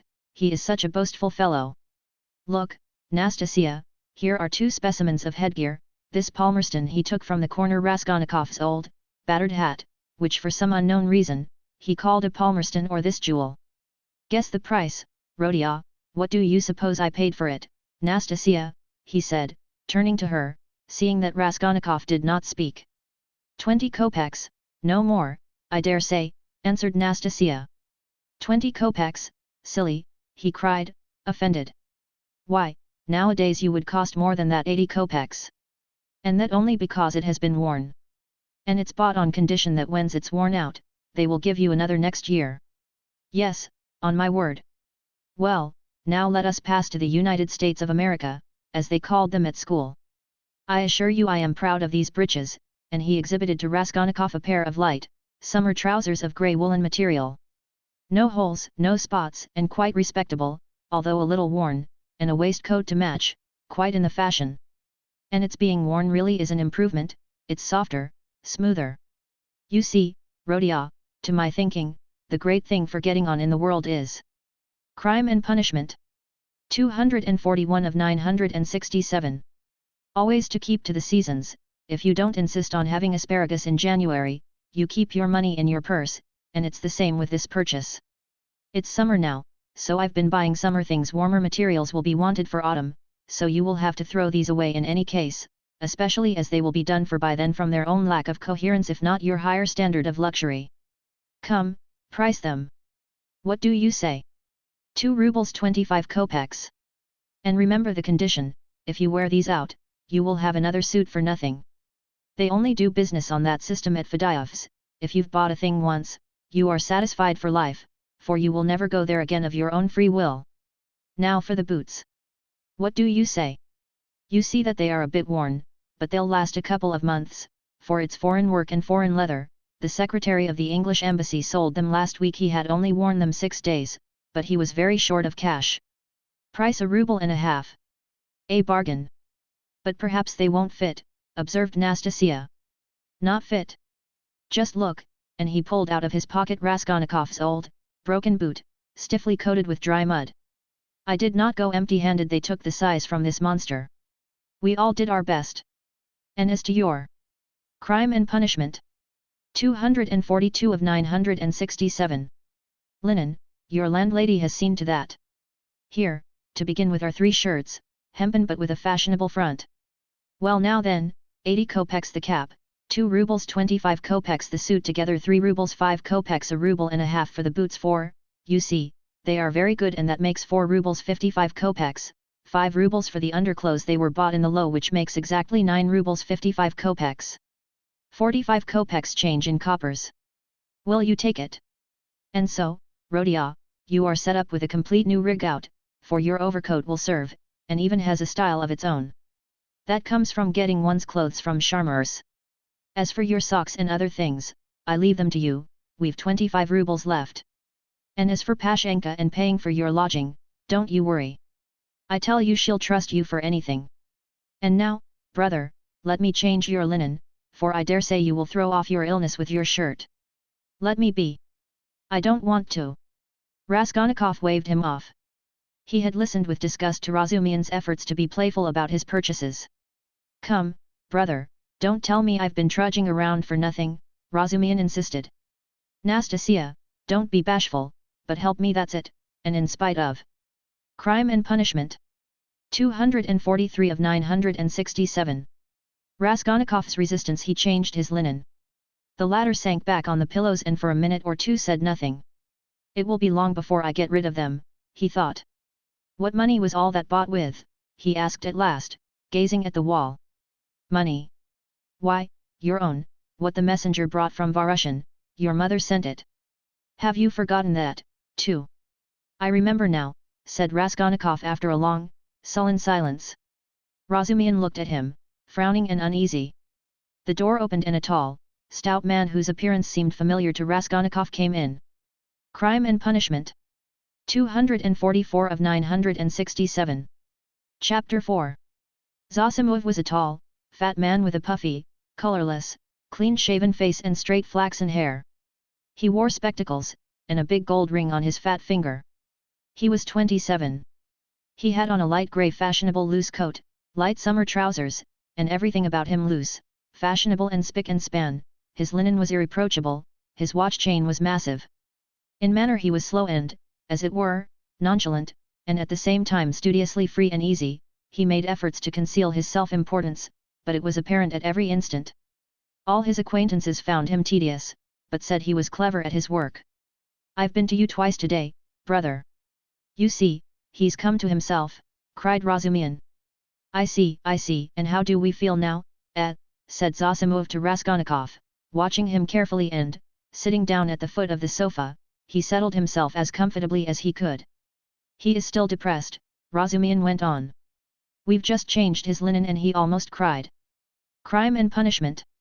245 of 967. That's very natural, you might have put it off if he did not wish it.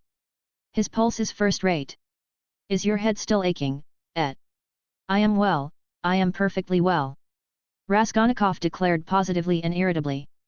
He raised himself on the sofa and looked at them with glittering eyes, but sank back onto the pillow at once and turned to the wall. Zosimov watched him intently. "Very good. Going on all right," he said lazily. "Has he eaten anything?"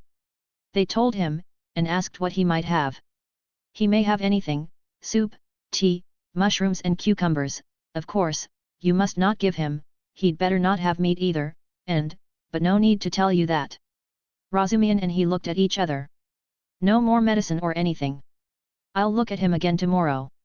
Perhaps, today even, but never mind, tomorrow evening I shall take him for a walk," said Razumihin. "We are going to the Epoch garden and then to the Palais de Cristal. I would not disturb him tomorrow at all, but I don't know, a little, maybe, but we'll see. ACH, what a nuisance. I've got a housewarming party tonight, it's only a step from here. Couldn't he come?" He. Crime and Punishment. 246 of 967. Could lie on the sofa. "You are coming," Razumihin said to Zosimov. "Don't forget, you promised." "All right, only rather later." "What are you going to do?" "Oh, nothing, tea, vodka, herrings. There will be a pie, just our friends." "And who?" "All neighbors here, almost all new friends, except my old uncle, and he is new too, he only arrived in Petersburg yesterday to see to some business of his. We meet once in 5 years. "What is he?" "He's been stagnating all his life as a district postmaster, gets a little pension. He is 65, not worth talking about. But I am fond of him. Porfiry Petrovitch, the head of the investigation department here." "But you know him. Is he a relation of yours, too?" "A very distant one." "But why are you scowling?" "Because you quarrelled once, won't you come then?" "I don't care a damn for him." "So much the better." "Well, there will be some students, a teacher, a government clerk, a musician, an officer, and Zametov." Crime and Punishment. 247 of 967. "Do tell me, please, what you or he," Zosimov nodded at Raskolnikov, "can have in common with this Zametov." "Oh, you particular gentleman. Principles. You are worked by principles, as it were by springs, you won't venture to turn round on your own account.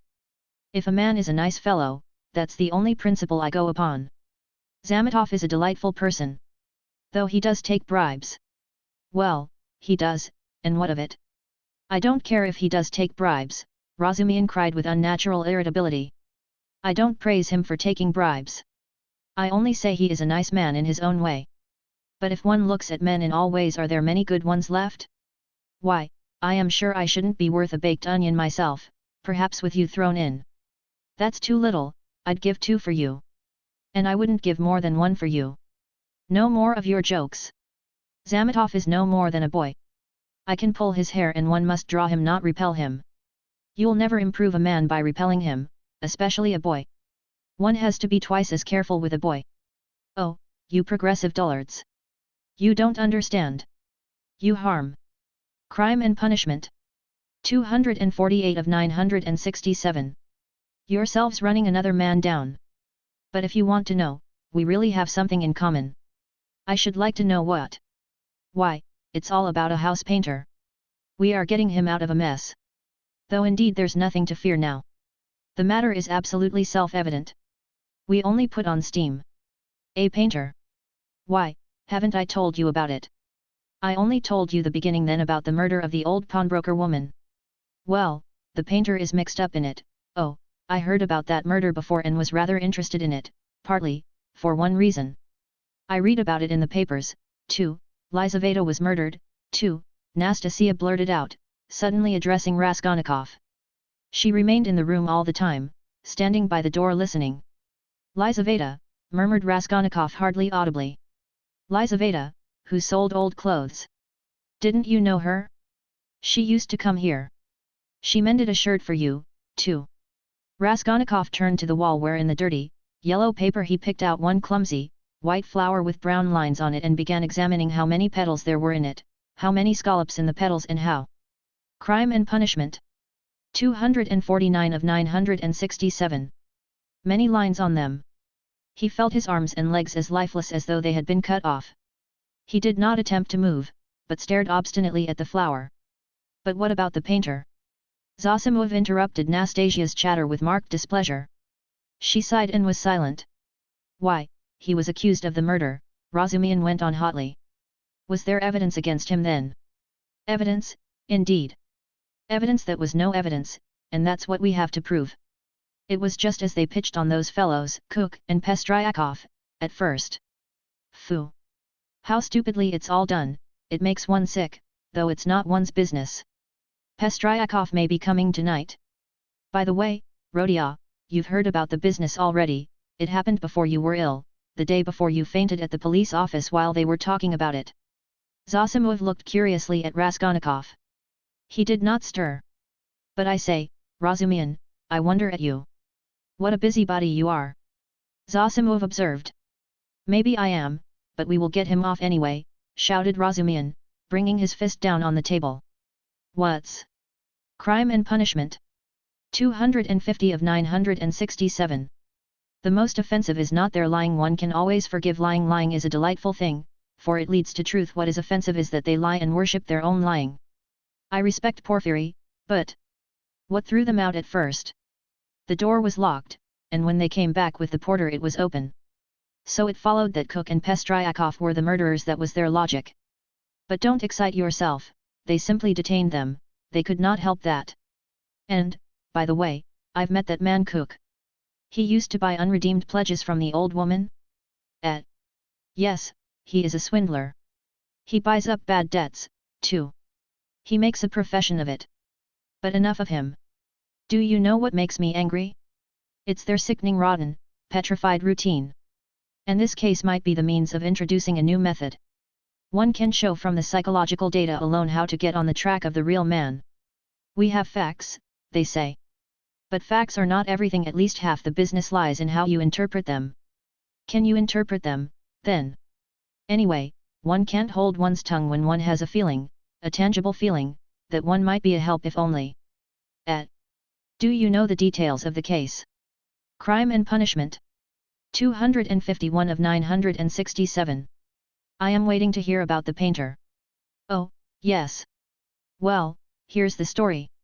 Early on the third day after the murder, when they were still dandling Cook and Pestryakov, though they accounted for every step they took and it was as plain as a pikestaff, an unexpected fact turned up. A peasant called Dushkin, who keeps a dram shop facing the house, brought to the police office a jeweller's case containing some gold earrings, and told a long rigmarole. The day before yesterday, just after 8 o'clock marked the day and the hour, a journeyman house painter, Nikolai, who had been in to see me already that day, brought me this box of gold earrings and stones, and asked me to give him 2 rubles for them. When I asked him where he got them, he said that he picked them up in the street.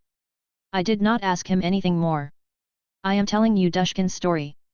I gave him a note, a ruble that is, for I thought if he did not pawn it with me he would with another, It would all come to the same thing, he'd spend it on drink, so the thing had better be with me. The further you hide it the quicker you will find it, and if anything turns up, if I hear any rumors, I'll take it to the police. Of course, that's all taradiddle, he lies like a horse, for I know this Dushkin, he is a pawnbroker and a receiver of stolen goods, and he did. Crime and Punishment. 252 of 967. Not cheat Nikolai out of a 30-ruble trinket in order to give it to the police. He was simply afraid. But no matter, to return to Dushkin's story. I've known this peasant, Nikolai Dementayev, from a child. He comes from the same province and district of Zaraysk, we are both Ryazan men. And though Nikolai is not a drunkard, he drinks, and I knew he had a job in that house, painting work with Dmitri, who comes from the same village, too.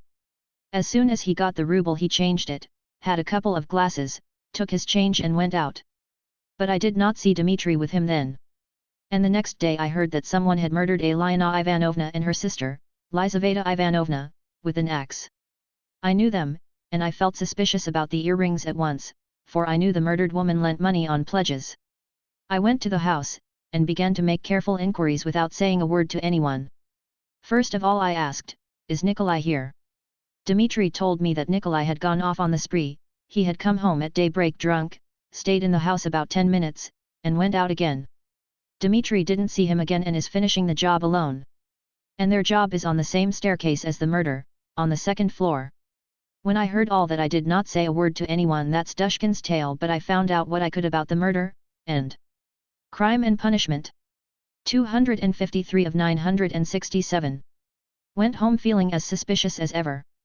And at 8 o'clock this morning, that was the third day, you understand, I saw Nikolai coming in, not sober, though not to say very drunk. He could understand what was said to him.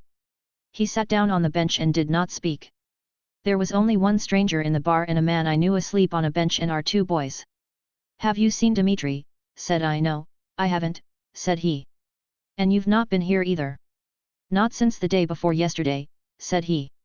And where did you sleep last night? In Pesky, with the Kolomansky men. And where did you get those earrings? I asked. I found them in the street, and the way he said it was a bit queer, he did not look at me. Did you hear what happened that very evening, at that very hour, on that same staircase? Said I. No, said he, I had not heard, and all the while he was listening, his eyes were staring out of his head and he turned as white as chalk. I told him all about it and he took his hat and began getting up. I wanted to keep him. Wait a bit, Nikolai, said I, won't you have a drink? And I signed to the boy to hold the door, and I came out from behind the bar, but he darted out and down the street to the turning at a run. I have not seen him since. Then my doubts were at an end. It was his doing, as clear as could be. Crime and Punishment. 254 of 967. I should think so, said Zosimov. Wait. Hear the end. Of course they sought high and low for Nikolai, they detained Dushkin and searched his house. Dmitri, too, was arrested, the Kolomansky men also were turned inside out. And the day before yesterday they arrested Nikolai in a tavern at the end of the town. He had gone there, taken the silver cross off his neck and asked for a dram for it. They gave it to him. A few minutes afterwards the woman went to the cowshed, and through a crack in the wall she saw in the stable adjoining he had made a noose of his sash from the beam, stood on a block of wood, and was trying to put his neck in the noose. The woman screeched her hardest, people ran in. So that's what you are up to. Take me, he says, to such and such a police officer, I'll confess everything. Well, they took him to that police station that is here with a suitable escort. So they asked him this and that, how old he is, 22, and so on. At the question, when you were working with Dmitri, didn't you see anyone on the staircase at such and such a time? Answer, to be sure folks may have gone up and down, but I did not notice them. And didn't you hear anything, any noise, and so on? We heard nothing special. And did you hear, Nikolai, that on the same day widow so? Crime and Punishment. 255 of 967. And so and her sister were murdered and robbed. I never knew a thing about it. The first I heard of it was from Afanasy Pavlovich the day before yesterday. And where did you find the earrings? I found them on the pavement. Why didn't you go to work with Dmitri the other day? Because I was drinking. And where were you drinking? Oh, in such and such a place. Why did you run away from Dushkin's? Because I was awfully frightened. What were you frightened of? That I should be accused. How could you be frightened, if you felt free from guilt? Now, Zosimov, you may not believe me, that question was put literally in those words. I know it for a fact, it was repeated to me exactly. What do you say to that? Well, anyway, there's the evidence. I am not talking of the evidence now, I am talking about that question, of their own idea of themselves. Well, so they squeezed him and he confessed, I did not find it in the street, but in the flat where I was painting with Dmitri. And how was that? Why, Dmitri and I were painting there all day, and we were just getting ready to go, and Dmitri took a brush and painted my face, and he ran off and I after him. I ran after him, shouting my hardest, and at the bottom of the stairs I ran right. Crime and Punishment. 256 of 967. Against the porter and some gentlemen, and how many gentlemen were there I don't remember. And the porter swore at me, and the other porter swore, too, and the porter's wife came out, and swore at us, too, and a gentleman came into the entry with a lady, and he swore at us, too, for Dmitri and I lay right across the way. I got hold of Dmitri's hair and knocked him down and began beating him. And Dmitri, too, caught me by the hair and began beating me. But we did it all not for temper but in a friendly way, for sport. And then Dmitri escaped and ran into the street, and I ran after him, but I did not catch him, and went back to the flat alone. I had to clear up my things. I began putting them together, expecting Dmitri to come, and there in the passage, in the corner by the door, I stepped on the box. I saw it lying there wrapped up in paper. I took off the paper, saw some little hooks, undid them, and in the box were the earrings, behind the door? Lying behind the door? Behind the door! Raskolnikov cried suddenly, staring with a blank look of terror at Razumihin, and he slowly sat up on the sofa, leaning on his hand. Yes, why? What's the matter? What's wrong? Razumihin, too, got up from his seat. Crime and Punishment. 257 of 967. Nothing, Raskolnikov answered faintly, turning to the wall. All were silent for a while. He must have waked from a dream, Razumihin said at last, looking inquiringly at Zosimov. The latter slightly shook his head. Well, go on, said Zosimov. What next? What next? As soon as he saw the earrings, forgetting Dmitri and everything, he took up his cap and ran to Dushkin and, as we know, got a ruble from him. He told a lie saying he found them in the street, and went off drinking. He keeps repeating his old story about the murder. I know nothing of it, never heard of it till the day before yesterday. And why didn't you come to the police till now? I was frightened. And why did you try to hang yourself? From anxiety. What anxiety? That I should be accused of it. Well, that's the whole story. And now what do you suppose they deduced from that? Why, there's no supposing. There's a clue, such as it is, a fact. You wouldn't have your painter set free. Now they've simply taken him for the murderer. They haven't a shadow of doubt. That's nonsense. You are excited. But what about the earrings? You must admit that, if on the very same day an hour earrings from the old woman's box have come. Crime and Punishment. 258 of 967. Into Nikolai's hands, they must have come there somehow. That's a good deal in such a case. How did they get there? How did they get there? Cried Razumihin. How can you, a doctor, whose duty it is to study man and who has more opportunity than anyone else for studying human nature, how can you fail to see the character of the man in the whole story? Don't you see at once that the answers he has given in the examination are the holy truth? They came into his hand precisely as he has told us. He stepped on the box and picked it up. The holy truth. But didn't he own himself that he told a lie at first? Listen to me, listen attentively. The porter and cook and Pestryakov and the other porter and the wife of the first porter and the woman who was sitting in the porter's lodge and the man Kryakov, who had just got out of a cab at that minute and went in at the entry with a lady on his arm, that is 8 or 10 witnesses, agree that Nikolai had Dmitri on the ground, was lying on him beating him, while Dmitri hung on to his hair, beating him, too. They lay right across the way, blocking the thoroughfare. They were sworn at on all sides while they, like children, the very words of the witnesses, were falling over one. Crime and Punishment. 259 of 967. Another, squealing, fighting and laughing with the funniest faces, and, chasing one another like children, they ran into the street. Now take careful note. The bodies upstairs were warm, you understand, warm when they found them. If they, or Nikolai alone, had murdered them and broken open the boxes, or simply taken part in the robbery, allow me to ask you one question, do their state of mind, their squeals and giggles and childish scuffling at the gate fit in with axes, bloodshed, fiendish cunning, robbery? They'd just killed them, not 5 or 10 minutes before, for the bodies were still warm, and at once, leaving the flat open, knowing that people would go there at once, flinging away their booty, they rolled about like children, laughing and attracting general attention. And there are a dozen witnesses to swear to that.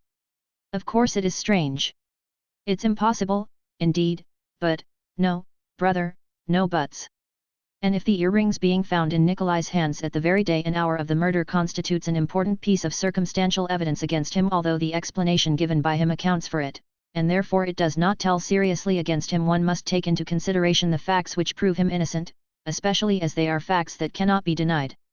And do you suppose, from the character, crime and punishment, 260 of 967, of our legal system, that they will accept, or that they are in a position to accept, this fact resting simply on a psychological impossibility as irrefutable and conclusively breaking down the circumstantial evidence for the prosecution?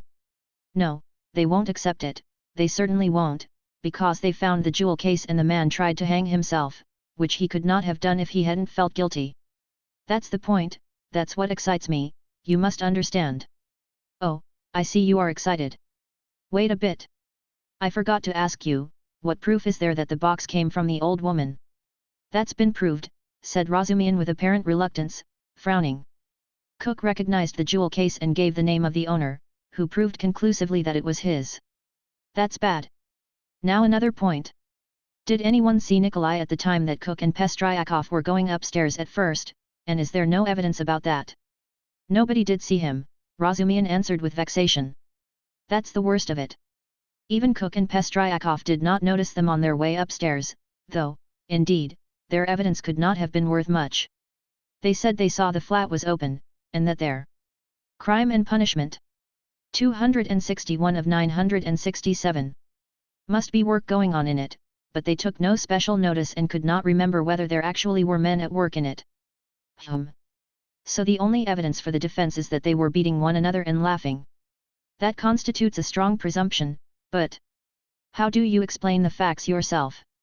How do I explain them? What is there to explain? It's clear. At any rate, the direction in which explanation is to be sought is clear, and the jewel case points to it. The real murderer dropped those earrings. The murderer was upstairs, locked in, when Cook and Pestryakov knocked at the door. Cook, like an ass, did not stay at the door, so the murderer popped out and ran down, too, for he had no other way of escape. He hid from Cook, Pestryakov, and the porter in the flat when Nikolai and Dmitri had just run out of it. He stopped there while the porter and others were going upstairs, waited till they were out of hearing, and then went calmly downstairs at the very minute when Dmitri and Nikolai ran out into the street and there was no one in the entry. Possibly he was seen, but not noticed. There are lots of people going in and out. He must have dropped the earrings out of his pocket when he stood behind the door, and did not notice he dropped them. Crime and punishment, 262 of 967. Because he had other things to think of. The jewel case is a conclusive proof that he did stand there. That's how I explain it. Too clever. No, my boy, you're too clever. That beats everything. But, why? Why, because everything fits too well, it's too melodramatic. AACH. Razumian was exclaiming, but at that moment the door opened and a personage came in who was a stranger to all present. Crime and punishment, 263 of 967. Chapter V. This was a gentleman no longer young, of a stiff and portly appearance, and a cautious and sour countenance. He began by stopping short in the doorway, staring about him with offensive and undisguised astonishment, as though asking himself what sort of place he had come to. Mistrustfully and with an affectation of being alarmed and almost affronted, he scanned Raskolnikov's low and narrow cabin. With the same amazement he stared at Raskolnikov, who lay undressed, disheveled, unwashed, on his miserable dirty sofa, looking fixedly at him. Then with the same deliberation he scrutinized the uncouth, unkempt figure and unshaven face of Razumihin, who looked him boldly and inquiringly in the face without rising from his seat. A constrained silence lasted for a couple of minutes, and then, as might be expected, some scene shifting took place. Reflecting, probably from certain fairly unmistakable signs, that he would get nothing in this cabin by attempting to overawe them, the gentleman softened somewhat, and civilly, though with some severity, emphasizing every syllable of his question, addressed Zosimov. Crime and Punishment. 264 of 967. Rodion Romanovich Raskolnikov, a student, or formerly a student. Zosimov made a slight movement, and would have answered, had not Razumihin anticipated him. Here he is lying on the sofa. What do you want? This familiar "what do you want" seemed to cut the ground from the feet of the pompous gentleman. He was turning to Razumihin, but checked himself in time and turned to Zosimov again. This is Raskolnikov, mumbled Zosimov, nodding towards him. Then he gave a prolonged yawn, opening his mouth as wide as possible. Then he lazily put his hand into his waistcoat pocket, pulled out a huge gold watch in a round hunter's case, opened it, looked at it and as slowly and lazily proceeded to put it back. Raskolnikov himself lay without speaking, on his back, gazing persistently, though without understanding, at the stranger. Now that his face was turned away from the strange flower on the paper, it was extremely pale and wore a look of anguish, as though he had just undergone an agonizing operation or just been taken from the rack. But the newcomer gradually began to arouse his attention, then his wonder, then suspicion, and even alarm. When Zosimov said "This is Raskolnikov," he jumped up. Crime and Punishment. 265 of 967. Quickly, sat on the sofa and with an almost defiant, but weak and breaking, voice articulated, "Yes, I am Raskolnikov. What do you want?" The visitor scrutinized him and pronounced impressively, "Pyotr Petrovich Luzhin. I believe I have reason to hope that my name is not wholly unknown to you." But Raskolnikov, who had expected something quite different, gazed blankly and dreamily at him, making no reply, as though he heard the name of Pyotr Petrovich for the first time. "Is it possible that you can up to the present have received no information?" asked Pyotr Petrovich, somewhat disconcerted. In reply Raskolnikov sank languidly back on the pillow, put his hands behind his head and gazed at the ceiling. A look of dismay came into Luzhin's face. Zosimov and Razumihin stared at him more inquisitively than ever, and at last he showed unmistakable signs of embarrassment. "I had presumed and calculated," he faltered, "that a letter posted more than 10 days, if not a fortnight ago." "I say, why are you standing in the doorway?" Razumihin interrupted suddenly. "If you've something to..." Crime and Punishment. 266 of 967. Say, sit down. Nastasia, and you are so crowded. Nastasia, make room. Here's a chair, thread your way in. He moved his chair back from the table, made a little space between the table and his knees, and waited in a rather cramped position for the visitor to thread his way in. The minute was so chosen that it was impossible to refuse, and the visitor squeezed his way through, hurrying and stumbling. Reaching the chair, he sat down, looking suspiciously at Razumihin. "No need to be nervous," the latter blurted out. "Rodia has been ill for the last 5 days and delirious for 3, but now he is recovering and has got an appetite. This is his doctor, who has just had a look at him. I am a comrade of Rodia's, like him, formerly a student, and now I am nursing him, so don't you take any notice of us, but go on with your business." "Thank you. But shall I not disturb the invalid by my presence and conversation?" Pyotr Petrovich asked of Zosimov. "And no," mumbled Zosimov, "you may amuse him." He yawned again. "He has been conscious a long time, since the morning," went on Razumihin, whose familiarity seemed so much like unaffected good nature that Pyotr. Crime and Punishment. 267 of 967. Petrovich began to be more cheerful, partly, perhaps, because this shabby and impudent person had introduced himself as a student. "Your mamma," began Luzhin. Razumihin cleared his throat loudly. Luzhin looked at him inquiringly. "That's all right, go on." Luzhin shrugged his shoulders. "Your mamma had commenced a letter to you while I was sojourning in her neighborhood. On my arrival here I purposely allowed a few days to elapse before coming to see you, in order that I might be fully assured that you were in full possession of the tidings, but now, to my astonishment, I know. Raskolnikov cried suddenly with impatient vexation. So you are the fiancé. I know, and that's enough. There was no doubt about Pyotr Petrovich's being offended this time, but he said nothing. He made a violent effort to understand what it all meant. There was a moment's silence. Meanwhile Raskolnikov, who had turned a little towards him when he answered, began suddenly staring at him again with marked curiosity, as though he had not. Crime and Punishment. 268 of 967. Had a good look at him yet, or as though something new had struck him, he rose from his pillow on purpose to stare at him. There certainly was something peculiar in Pyotr Petrovich's whole appearance, something which seemed to justify the title of fiancé so unceremoniously applied to him.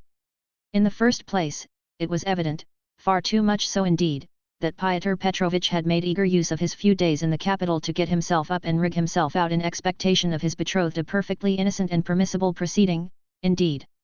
Even his own, perhaps too complacent, consciousness of the agreeable improvement in his appearance might have been forgiven in such circumstances, seeing that Pyotr Petrovich had taken up the role of fiancé.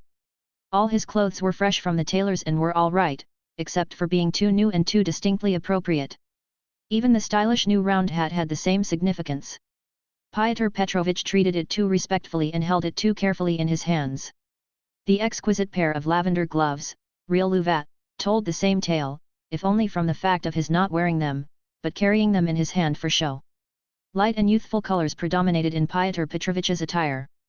He wore a charming summer jacket of a fawn shade, light thin trousers, a waistcoat of Crime and Punishment. 269 of 967. The same, new and fine linen, a cravat of the lightest cambric with pink stripes on it, and the best of it was, this all suited Pyotr Petrovich. His very fresh and even handsome face looked younger than his 45 years at all times.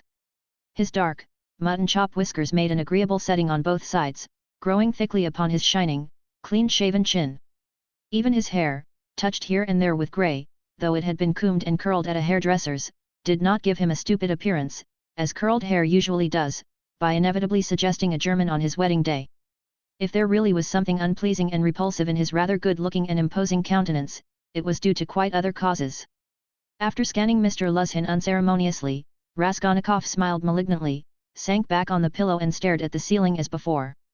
But Mr. Luzhin hardened his heart and seemed to determine to take no notice of their oddities. "I feel the greatest regret at finding you in this situation," he began, again breaking the silence with an effort. "If I had been aware of your illness I should have come earlier. But you know what business is. I have, too, a very important legal affair in the Senate, not to mention Crime and Punishment. 270 of 967. Other preoccupations which you may well conjecture. I am expecting your mamma and sister any minute." Raskolnikov made a movement and seemed about to speak, his face showed some excitement. Pyotr Petrovich paused, waited, but as nothing followed, he went on. "Any minute. I have found a lodging for them on their arrival." "Where?" asked Raskolnikov weakly. "Very near here, in Bakaliev's house." "That's in Voskresensky," put in Razumian. "There are 2 stories of rooms, let by a merchant called Yushin, I've been there." "Yes, rooms, a disgusting place, filthy, stinking and, what's more, of doubtful character. Things have happened there, and there are all sorts of queer people living there. And I went there about a scandalous business. It's cheap, though, I could not, of course, find out so much about it, for I am a stranger in Petersburg myself," Pyotr Petrovich replied huffily. "However, the 2 rooms are exceedingly clean, and as it is for so short a time. I have already taken a permanent, that is, our future flat," he said, addressing Raskolnikov, "and I am having it done up. And meanwhile I am myself cramped for room in a lodging." Crime and Punishment. 271 of 967. "With my friend Andrei Semyonovich Lipozyatnikov, in the flat of Madame Lipoviksel, it was he who told me of Bakaliev's house, too." "Lipozyatnikov," said Raskolnikov slowly, as if recalling something. "Yes, Andrei Semyonovich Lipozyatnikov, a clerk in the ministry." "Do you know him?" "Yes, no," Raskolnikov answered. "Excuse me, I fancied so from your inquiry. I was once his guardian. A very nice young man and advanced. I like to meet young people, one learns new things from them." Luzhin looked round hopefully at them all. "How do you mean?" asked Razumian. In the most serious and essential matters, Pyotr Petrovitch replied, as though delighted at the question. You see, it's 10 years since I visited Petersburg. All the novelties, reforms, ideas have reached us in the provinces, but to see it all more clearly one must be in Petersburg. And it's my notion that you observe and learn most by watching the younger generation. And I confess I am delighted, at what? Crime and Punishment. 272 of 967. Your question is a wide one. I may be mistaken, but I fancy I find clearer views, more, so to say, criticism, more practicality. That's true, Zossimov let drop. Nonsense. There's no practicality. Razumian flew at him. Practicality is a difficult thing to find, it does not drop down from heaven. And for the last 200 years we have been divorced from all practical life. Ideas, if you like, are fermenting, he said to Pyotr Petrovitch, and desire for good exists, though it's in a childish form, and honesty you may find, although there are crowds of brigands. Anyway, there's no practicality. Practicality goes well shod. I don't agree with you, Pyotr Petrovitch replied, with evident enjoyment. Of course, people do get carried away and make mistakes, but one must have indulgence, those mistakes are merely evidence of enthusiasm for the cause and of abnormal external environment. If little has been done, the time has been but short, of means I will not speak. It's my personal view, if you care to know, that something has been accomplished already. New valuable ideas, new valuable works are circulating in the place of our old dreamy and romantic authors. Literature is taking a mature form, many injurious prejudices have been. Crime and Punishment.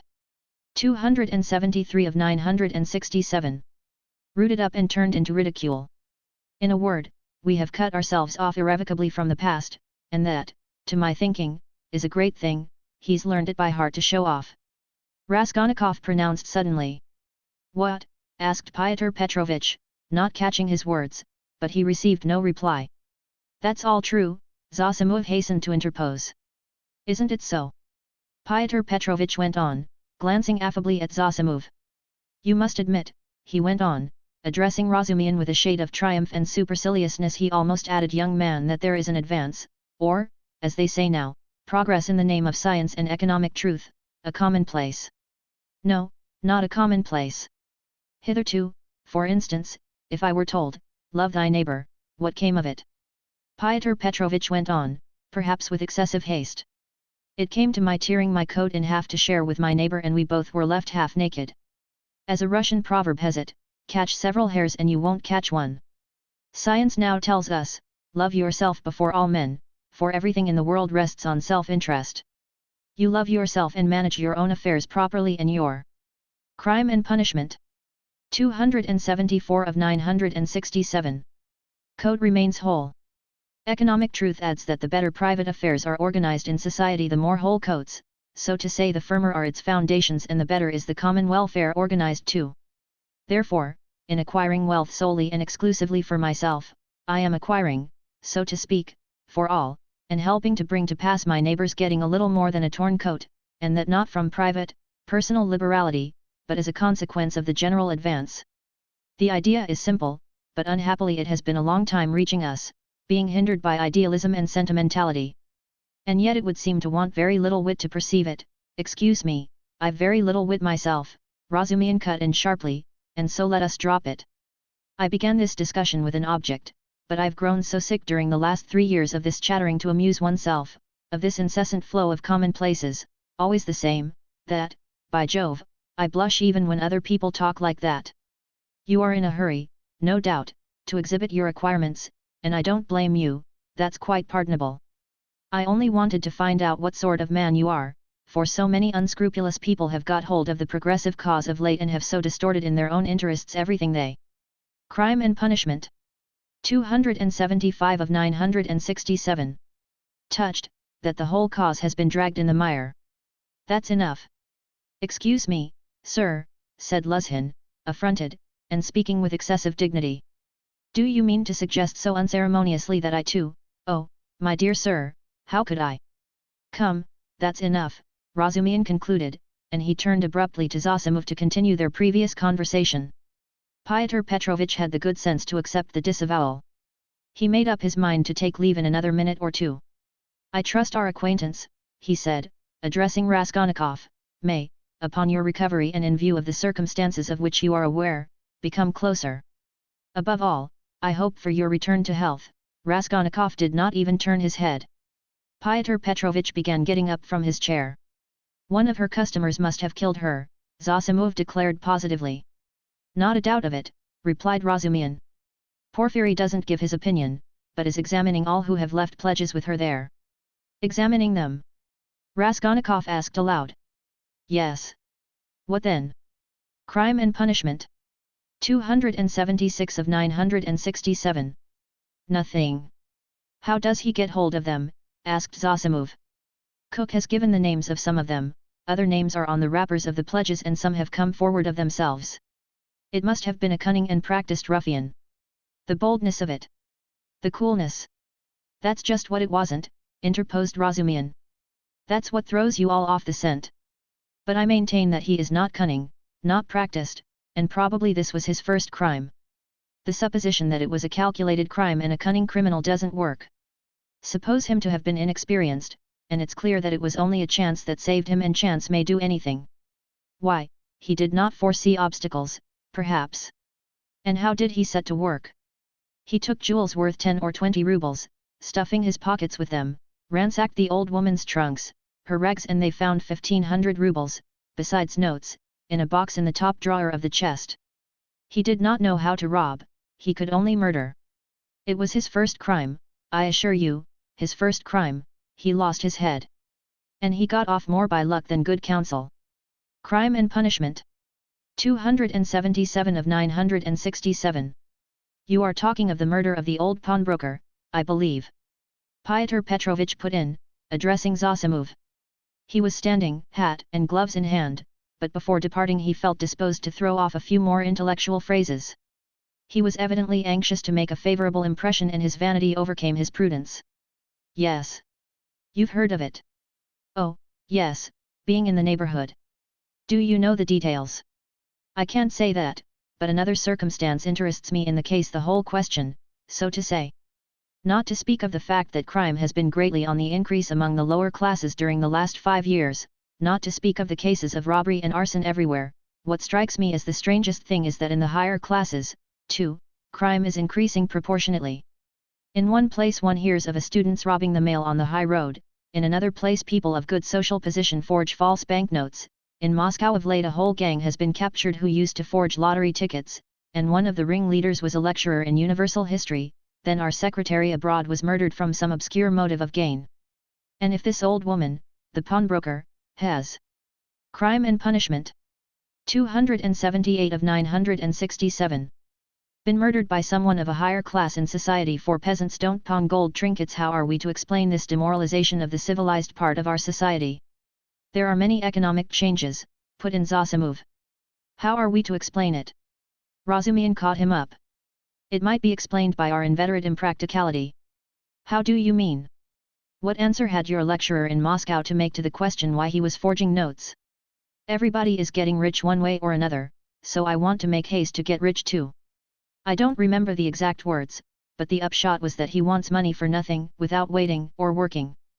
We've grown used to having everything ready-made, to walking on crutches, to having our food chewed for us. Then the great hour struck asterisk and every man showed himself in his true colors. Asterisk the emancipation of the serfs in 1861 is meant. Translator's note. But morality. And so to speak, principles, but why do you worry about it? Raskolnikov interposed suddenly. It's in accordance with your theory. In accordance with my theory. Crime and punishment. 279 of 967. Why, carry out logically the theory you were advocating just now, and it follows that people may be killed, upon my word, cried Luzhin. No, that's not so, put in Zosimov. Raskolnikov lay with a white face and twitching upper lip, breathing painfully. There's a measure in all things, Luzhin went on superciliously.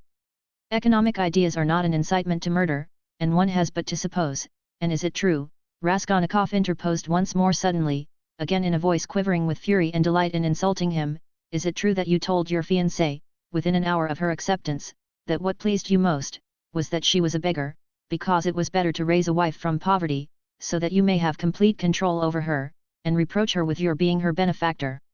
"Upon my word," Luzhin cried wrathfully and irritably, crimson with confusion, "to distort my words in this way. Excuse me, allow me to assure you that the report which has reached you, or rather, let me say, has been conveyed to you, has no foundation in truth, and I suspect who, in a word, this arrow, in a word, your mamma." Crime and Punishment. 280 of 967. She seemed to me in other things, with all her excellent qualities, of a somewhat high-flown and romantic way of thinking. But I was 1,000 miles from supposing that she would misunderstand and misrepresent things in so fanciful a way.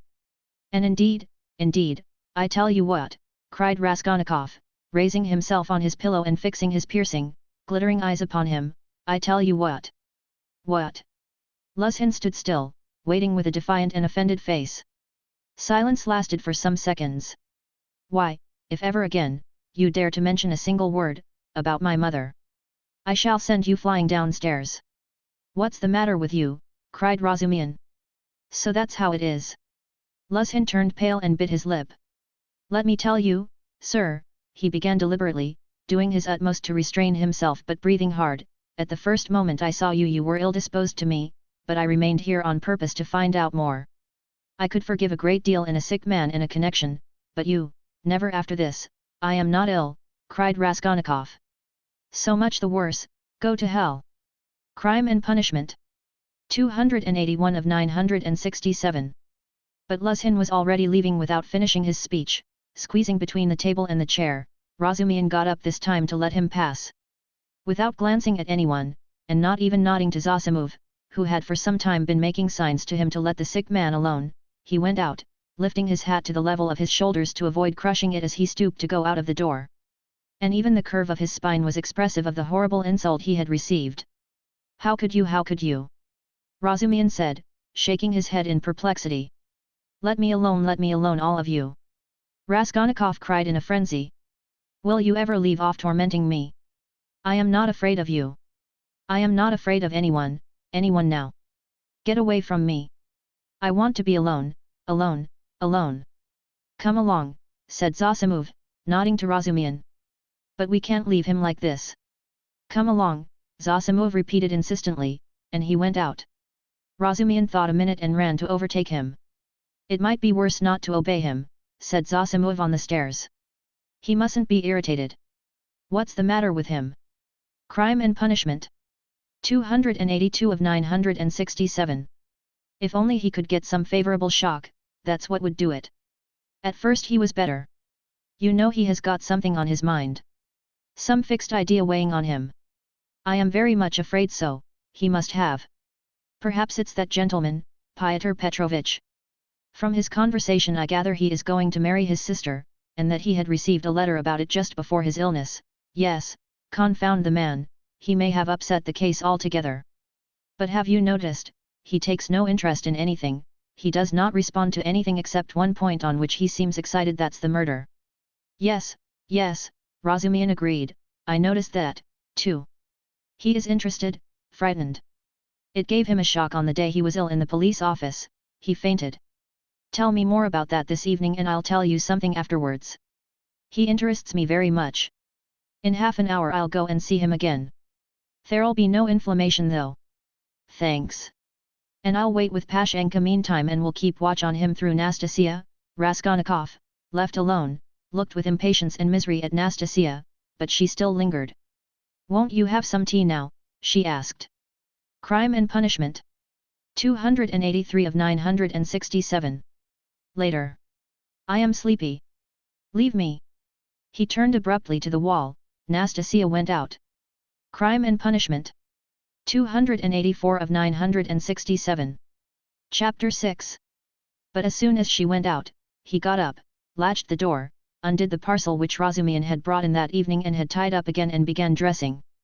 Strange to say, he seemed immediately to have become perfectly calm, not a trace of his recent delirium nor of the panic fear that had haunted him of late. It was the first moment of a strange sudden calm. His movements were precise and definite, a firm purpose was evident in them. Today, he muttered to himself. He understood that he was still weak, but his intense spiritual concentration gave him strength and self-confidence. He hoped, moreover, that he would not fall down in the street. When he had dressed in entirely new clothes, he looked at the money lying on the table, and after a moment's thought put it in his pocket. It was 25 rubles. He took also all the copper change from the 10 rubles spent by Razumian on the clothes. Then he softly unlatched the door, went out, slipped downstairs and glanced in at the open kitchen door. Nastasia was standing with her back to him, blowing up the landlady's samovar. Crime and Punishment. 285 of 967. She heard nothing. Who would have dreamed of his going out, indeed? A minute later he was in the street. It was nearly 8 o'clock, the sun was setting. It was as stifling as before, but he eagerly drank in the stinking, dusty town air. His head felt rather dizzy, a sort of savage energy gleamed suddenly in his feverish eyes and his wasted, pale and yellow face. He did not know and did not think where he was going, he had one thought only, that all this must be ended today, once for all, immediately, that he would not return home without it, because he would not go on living like that. How, with what to make an end? He had not an idea about it, he did not even want to think of it. He drove away thought tortured him. All he knew, all he felt was that everything must be changed one way or another, he repeated with desperate and immovable self-confidence and determination. From old habit he took his usual walk in the direction of the Haymarket. A dark-haired young man with a barrel organ was standing in the road in front of a little general shop and was grinding out a very sentimental song. He was accompanying a girl of 15, who stood on the pavement in front of him. She was dressed up in a crinoline, a mantle, and a straw hat with a flame-colored. Crime and Punishment. 286 of 967. Feather in it, all very old and shabby. In a strong and rather agreeable voice, cracked and coarsened by street singing, she sang in hope of getting a copper from the shop. Raskolnikov joined 2 or 3 listeners, took out a 5-kopeck piece and put it in the girl's hand. She broke off abruptly on a sentimental high note, shouted sharply to the organ grinder come on, and both moved on to the next shop. Do you like street music? Said Raskolnikov, addressing a middle-aged man standing idly by him. The man looked at him, startled and wondering. I love to hear singing to a street organ, said Raskolnikov, and his manner seemed strangely out of keeping with the subject. I like it on cold, dark, damp autumn evenings. They must be damp when all the passers-by have pale green, sickly faces, or better still when wet snow is falling straight down, when there's no wind, you know what I mean, and the street lamps shine through it. I don't know. Excuse me, muttered the stranger, frightened by the question and Raskolnikov's strange manner, and he crossed over to the other side of the street. Raskolnikov walked straight on and came out at the corner of the Haymarket, where the huckster and his Crime and Punishment. 287 of 967. Wife had talked with Lizaveta, but they were not there now. Recognizing the place, he stopped, looked round and addressed a young fellow in a red shirt who stood gaping before a corn chandler's shop. Isn't there a man who keeps a booth with his wife at this corner? All sorts of people keep booths here, answered the young man, glancing superciliously at Raskolnikov. What's his name? What he was christened? Aren't you a Zaraysky man, too? Which province? The young man looked at Raskolnikov again. It's not a province, Your Excellency, but a district. Graciously forgive me, Your Excellency. Is that a tavern at the top there? Yes, it's an eating house and there's a billiard room and you'll find princesses there too. La la. Raskolnikov crossed the square. In that corner there was a dense crowd of peasants. He pushed his way into the thickest part of it, looking at the faces. He felt an unaccountable inclination to enter into conversation with people. But the peasants took no notice of him, they were all shouting in groups together. He stood and thought a little and took a turning to the right in the direction of V. Crime and Punishment. 288 of 967. He had often crossed that little street which turns at an angle, leading from the marketplace to Sadovy Street. Of late he had often felt drawn to wander about this district, when he felt depressed, that he might feel more so. Now he walked along, thinking of nothing. At that point there is a great block of buildings, entirely let out in dram shops and eating houses. Women were continually running in and out, bareheaded and in their indoor clothes. Here and there they gathered in groups, on the pavement, especially about the entrances to various festive establishments in the lower stories. From one of these a loud din, sounds of singing, the tinkling of a guitar and shouts of merriment, floated into the street. A crowd of women were thronging round the door, some were sitting on the steps, others on the pavement, others were standing talking. A drunken soldier, smoking a cigarette, was walking near them in the road, swearing. He seemed to be trying to find his way somewhere, but had forgotten where. One beggar was quarreling with another, and a man dead drunk was lying right across the road. Raskolnikov joined the throng of women, who were talking in husky voices. They were bareheaded and wore cotton dresses and goatskin shoes. There were women of Crime and Punishment. 289 of 967. 40 and some not more than 17, almost all had blackened eyes. He felt strangely attracted by the singing and all the noise and uproar in the saloon below. Someone could be heard within dancing frantically, marking time with his heels to the sounds of the guitar and of a thin falsetto voice singing a jaunty air. He listened intently, gloomily and dreamily, bending down at the entrance and peeping inquisitively in from the pavement. "Oh, my handsome soldier, don't beat me for nothing," trilled the thin voice of the singer. Raskolnikov felt a great desire to make out what he was singing, as though everything depended on that. "Shall I go in?" he thought. "They are laughing. From drink. Shall I get drunk?" "Won't you come in?" one of the women asked him. Her voice was still musical and less thick than the others. She was young and not repulsive, the only one of the group. "Why, she's pretty," he said, drawing himself up and looking at her. She smiled, much pleased at the compliment. Crime and Punishment. 290 of 967. "You're very nice looking yourself," she said. "Isn't he thin though?" observed another woman in a deep bass. "Have you just come out of a hospital?" "They're all generals' daughters, it seems, but they have all snub noses," interposed a tipsy peasant with a sly smile on his face, wearing a loose coat. "See how jolly they are. Go along with you." "I'll go, sweetie." And he darted down into the saloon below. Raskolnikov moved on. "I say, sir," the girl shouted after him. "What is it?" She hesitated. "I'll always be pleased to spend an hour with you, kind gentleman, but now I feel shy. Give me 6 kopecks for a drink, there's a nice young man." Raskolnikov gave her what came first, 15 kopecks. "Ah, what a good-natured gentleman. What's your name?" "Ask for Duklita." "Well, that's too much," one of the women observed, shaking her head at Duklita. "I don't know how you can ask like that. I believe I should drop with shame." Crime and Punishment. 291 of 967. Raskolnikov looked curiously at the speaker.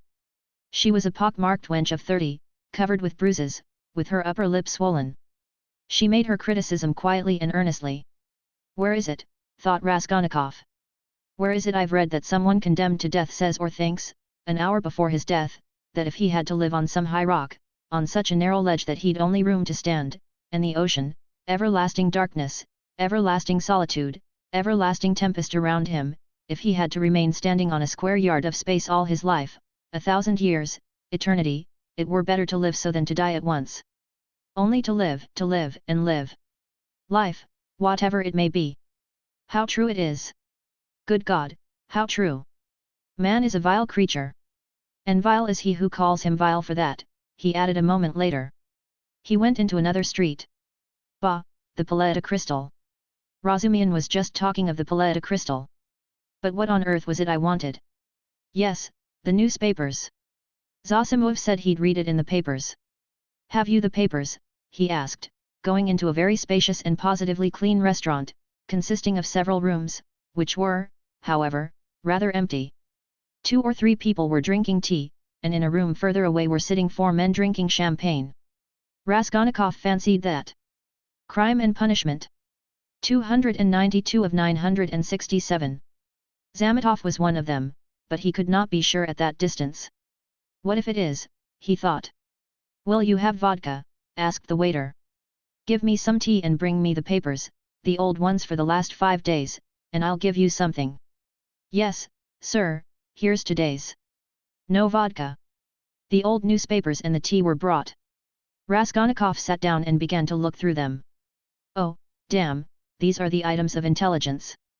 An accident on a staircase, spontaneous combustion of a shopkeeper from alcohol, a fire in Pesky, a fire in the Petersburg quarter, another fire in the Petersburg quarter, and another fire in the Petersburg quarter.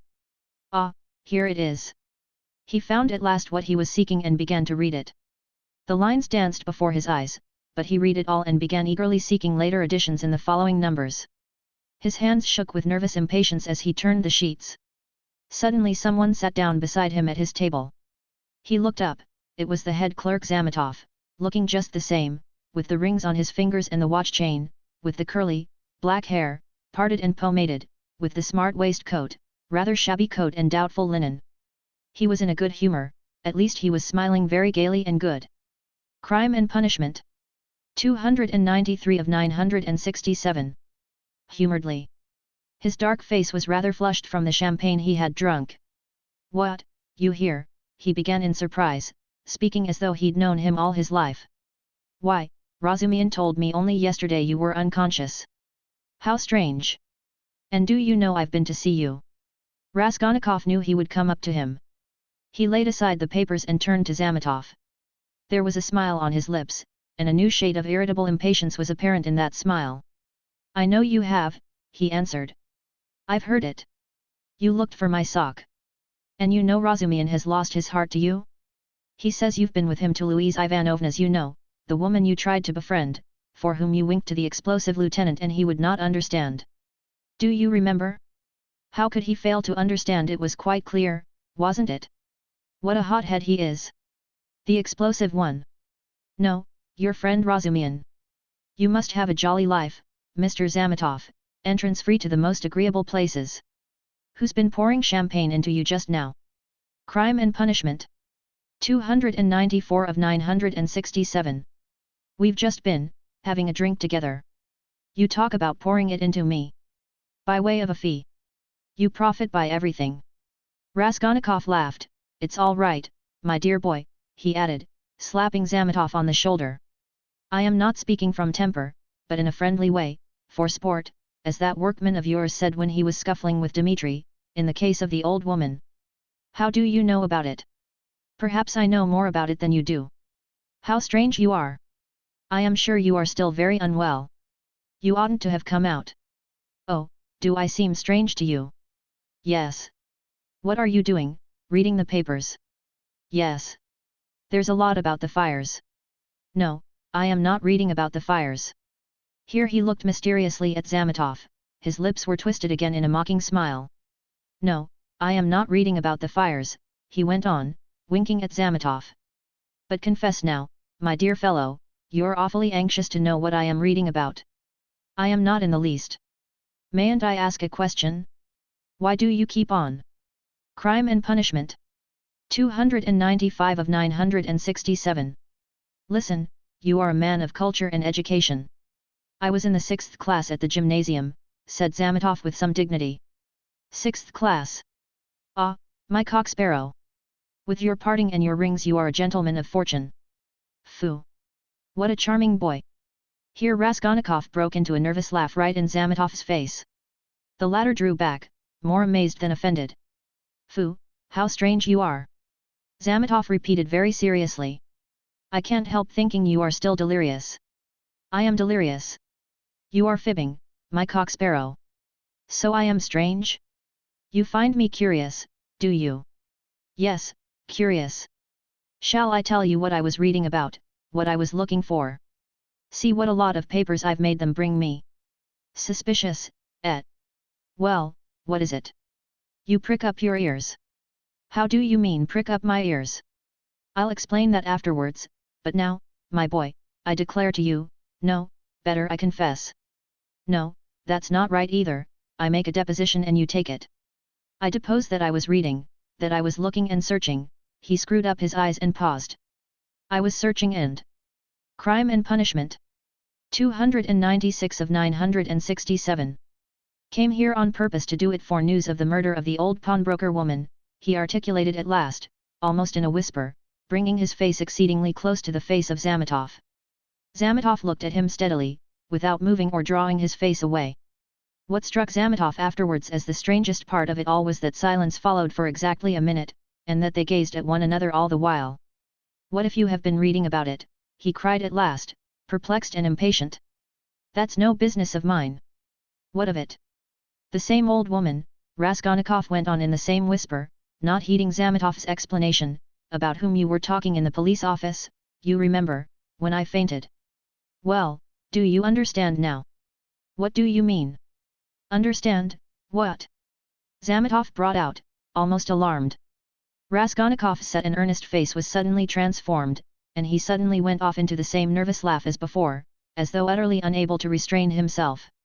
And in one flash he recalled with extraordinary vividness of sensation a moment in the recent past, that moment when he stood with the axe.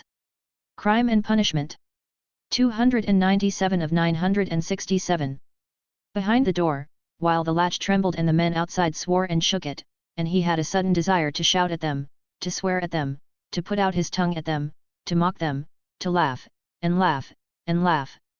You are either mad, or, began Zametov, and he broke off, as though stunned by the idea that had suddenly flashed into his mind.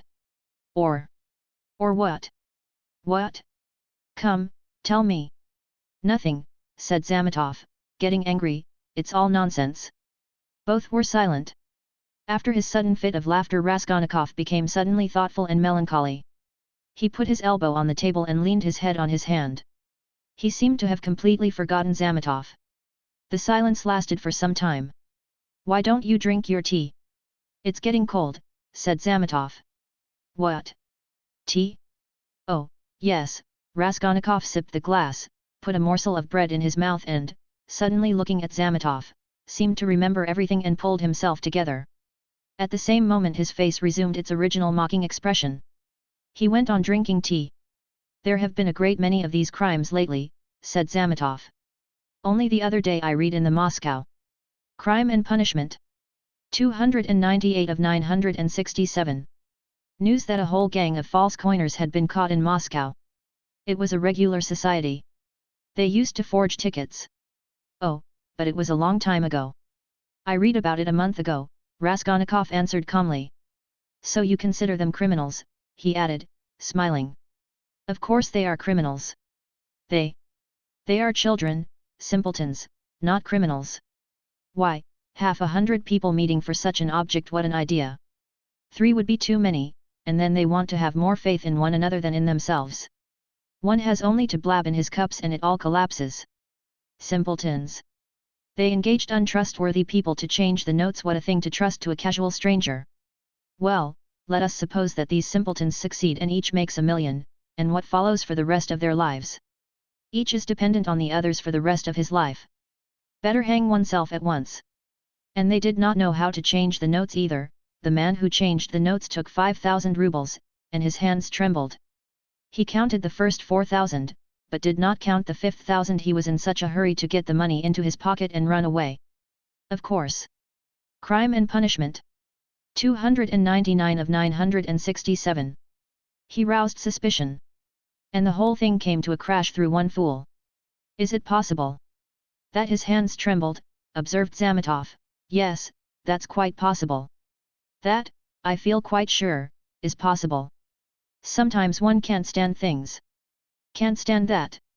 Why, could you stand it then? No, I couldn't. For the sake of 100 rubles to face such a terrible experience. To go with false notes into a bank where it's their business to spot that sort of thing. No, I should not have the face to do it. Would you? Raskolnikov had an intense desire again to put his tongue out. Shivers kept running down his spine. I should do it quite differently, Raskolnikov began. This is how I would change the notes. I'd count the first 1,000 3 or 4 times backwards and forwards, looking at every note, and then I'd set to the second 1,000, I'd count that halfway through and then hold some 50 ruble note to the light, then turn it, then hold it to the light again to see whether it was a good one. I am afraid, I would say, a relation of mine lost 25 rubles the other day through a false note, and then I'd tell them the whole story. And after I began counting the third, no, excuse me, I would say, I fancy I made a crime and punishment. 300 of 967. Mistake in the 7th hundred in that second 1,000, I am not sure. And so I would give up the third 1,000 and go back to the second and so on to the end. And when I had finished, I'd pick out one from the 5th and one from the second 1,000 and take them again to the light and ask again, change them, please, and put the clerk into such a stew that he would not know how to get rid of me. When I'd finished and had gone out, I'd come back, no, excuse me, and ask for some explanation. That's how I'd do it. Phoo, what terrible things you say, said Zametov, laughing. But all that is only talk. I dare say when it came to deeds you'd make a slip. I believe that even a practiced, desperate man cannot always reckon on himself, much less you and I. To take an example near home, that old woman murdered in our district. The murderer seems to have been a desperate fellow, he risked everything in open daylight, was saved by a miracle, but his hands shook, too. He did not succeed in robbing the place, he couldn't stand it. That was clear from the... Raskolnikov seemed offended. Clear. Why don't you catch him then, he cried, maliciously jibing at Zametov. Well, they will catch him. Crime and Punishment. 301 of 967. Who? You? Do you suppose you could catch him? You've a tough job. A great point for you is whether a man is spending money or not. If he had no money and suddenly begins spending, he must be the man. So that any child can mislead you. The fact is they always do that, though, answered Zametov. A man will commit a clever murder at the risk of his life and then at once he goes drinking in a tavern. They are caught spending money, they are not all as cunning as you are. You wouldn't go to a tavern, of course. Raskolnikov frowned and looked steadily at Zametov. You seem to enjoy the subject and would like to know how I should behave in that case, too, he asked with displeasure. I should like to, Zametov answered firmly and seriously. Somewhat too much earnestness began to appear in his words and looks. Very much. Very much. All right then. This is how I should behave, Raskolnikov began, again bringing his face close to Zametov's, again staring at him and speaking in a whisper, so that the latter positively shuddered. This is what I. Crime and Punishment. 302 of 967. Should have done. I should have taken the money and jewels, I should have walked out of there and have gone straight to some deserted place with fences round it and scarcely anyone to be seen, some kitchen garden or place of that sort. I should have looked out beforehand some stone weighing 100 weight or more which had been lying in the corner from the time the house was built. I would lift that stone, there would sure to be a hollow under it, and I would put the jewels and money in that hole. Then I'd roll the stone back so that it would look as before, would press it down with my foot and walk away. And for a year or 2, 3 maybe, I would not touch it. And, well, they could search. There'd be no trace. You are a madman, said Zametov, and for some reason he too spoke in a whisper, and moved away from Raskolnikov, whose eyes were glittering. He had turned fearfully pale and his upper lip was twitching and quivering. He bent down as close as possible to Zametov, and his lips began to move without uttering a word. This lasted for half a minute, he knew what he was doing, but could not restrain himself. The terrible word trembled on his lips, like the latch on that door, in another moment it will break out, in another moment he will let it go, he will speak out. Crime and Punishment. 303 of 967. And what if it was I who murdered the old woman and Lizaveta, he said suddenly and realized what he had done. Zametov looked wildly at him and turned white as the tablecloth. His face wore a contorted smile. But is it possible, he brought out faintly. Raskolnikov looked wrathfully at him. Own up that you believed it. Yes, you did. Not a bit of it, I believe it less than ever now, Zametov cried hastily. I've caught my cock-sparrow. So you did believe it before, if now you believe less than ever. Not at all, cried Zametov, obviously embarrassed. Have you been frightening me so as to lead up to this? You don't believe it then? What were you talking about behind my back when I went out of the police office? And why did the explosive lieutenant question me after I fainted? Hey, there, he shouted to the waiter, getting up and taking his cap, how much? 30 kopecks, the latter replied, running up. And there is 20 kopecks for vodka. See what a lot of money, he held out his shaking hand to Zametov with notes in it. Red notes and blue, 25 rubles. Where did I get them? And where did my new clothes? Crime and Punishment. 304 of 967. Come from? You know I had not a kopeck. You've cross-examined my landlady, I'll be bound. Well, that's enough. Assay cause. Till we meet again. He went out, trembling all over from a sort of wild hysterical sensation, in which there was an element of insufferable rapture. Yet he was gloomy and terribly tired. His face was twisted as after a fit. His fatigue increased rapidly. Any shock, any irritating sensation stimulated and revived his energies at once, but his strength failed as quickly when the stimulus was removed. Zametov, left alone, sat for a long time in the same place, plunged in thought. Raskolnikov had unwittingly worked a revolution in his brain on a certain point and had made up his mind for him conclusively. Ilya Petrovich is a blockhead, he decided. Raskolnikov had hardly opened the door of the restaurant when he stumbled against Razumihin on the steps. They did not see each other till they almost knocked against each other. For a moment they stood looking each other up and down. Razumihin was greatly astounded, then anger, real anger gleamed fiercely in his eyes. "So here you are," he shouted at the top of his voice, "you ran away from your bed. And here I've been looking for you under the sofa. We went up to the garret. I almost. Crime and punishment. 305 of 967. Beat Nastasia on your account. And here he is after all. Rodia. What is the meaning of it? Tell me the whole truth. Confess. Do you hear? It means that I'm sick to death of you all and I want to be alone," Raskolnikov answered calmly. "Alone? When you are not able to walk, when your face is as white as a sheet and you are gasping for breath. Idiot! What have you been doing in the Palais de Cristal? Own up at once." "Let me go," said Raskolnikov and tried to pass him. This was too much for Razumihin, he gripped him firmly by the shoulder. "Let you go? You dare tell me to let you go? Do you know what I'll do with you directly? I'll pick you up, tie you up in a bundle, carry you home under my arm and lock you up." "Listen, Razumihin," Raskolnikov began quietly, apparently calm, "can't you see that I don't want your benevolence? A strange desire you have to shower benefits on a man who curses them, who feels them a burden in fact. Why did you seek me out at the beginning of my illness? Maybe I was very glad to die. Didn't I tell you plainly enough today that you were torturing me, that I was sick of you? You seem to want to torture people. Crime and punishment. 306 of 967. Assure you that all that is seriously hindering my recovery, because it's continually irritating me. You saw Zosimov went away just now to avoid irritating me. You leave me alone too, for goodness sake. What right have you, indeed, to keep me by force? Don't you see that I am in possession of all my faculties now? How can I persuade you not to persecute me with your kindness? I may be ungrateful, I may be mean, only let me be, for God's sake, let me be. Let me be, let me be." He began calmly, gloating beforehand over the venomous phrases he was about to utter, but finished, panting for breath, in a frenzy, as he had been with Luzhin.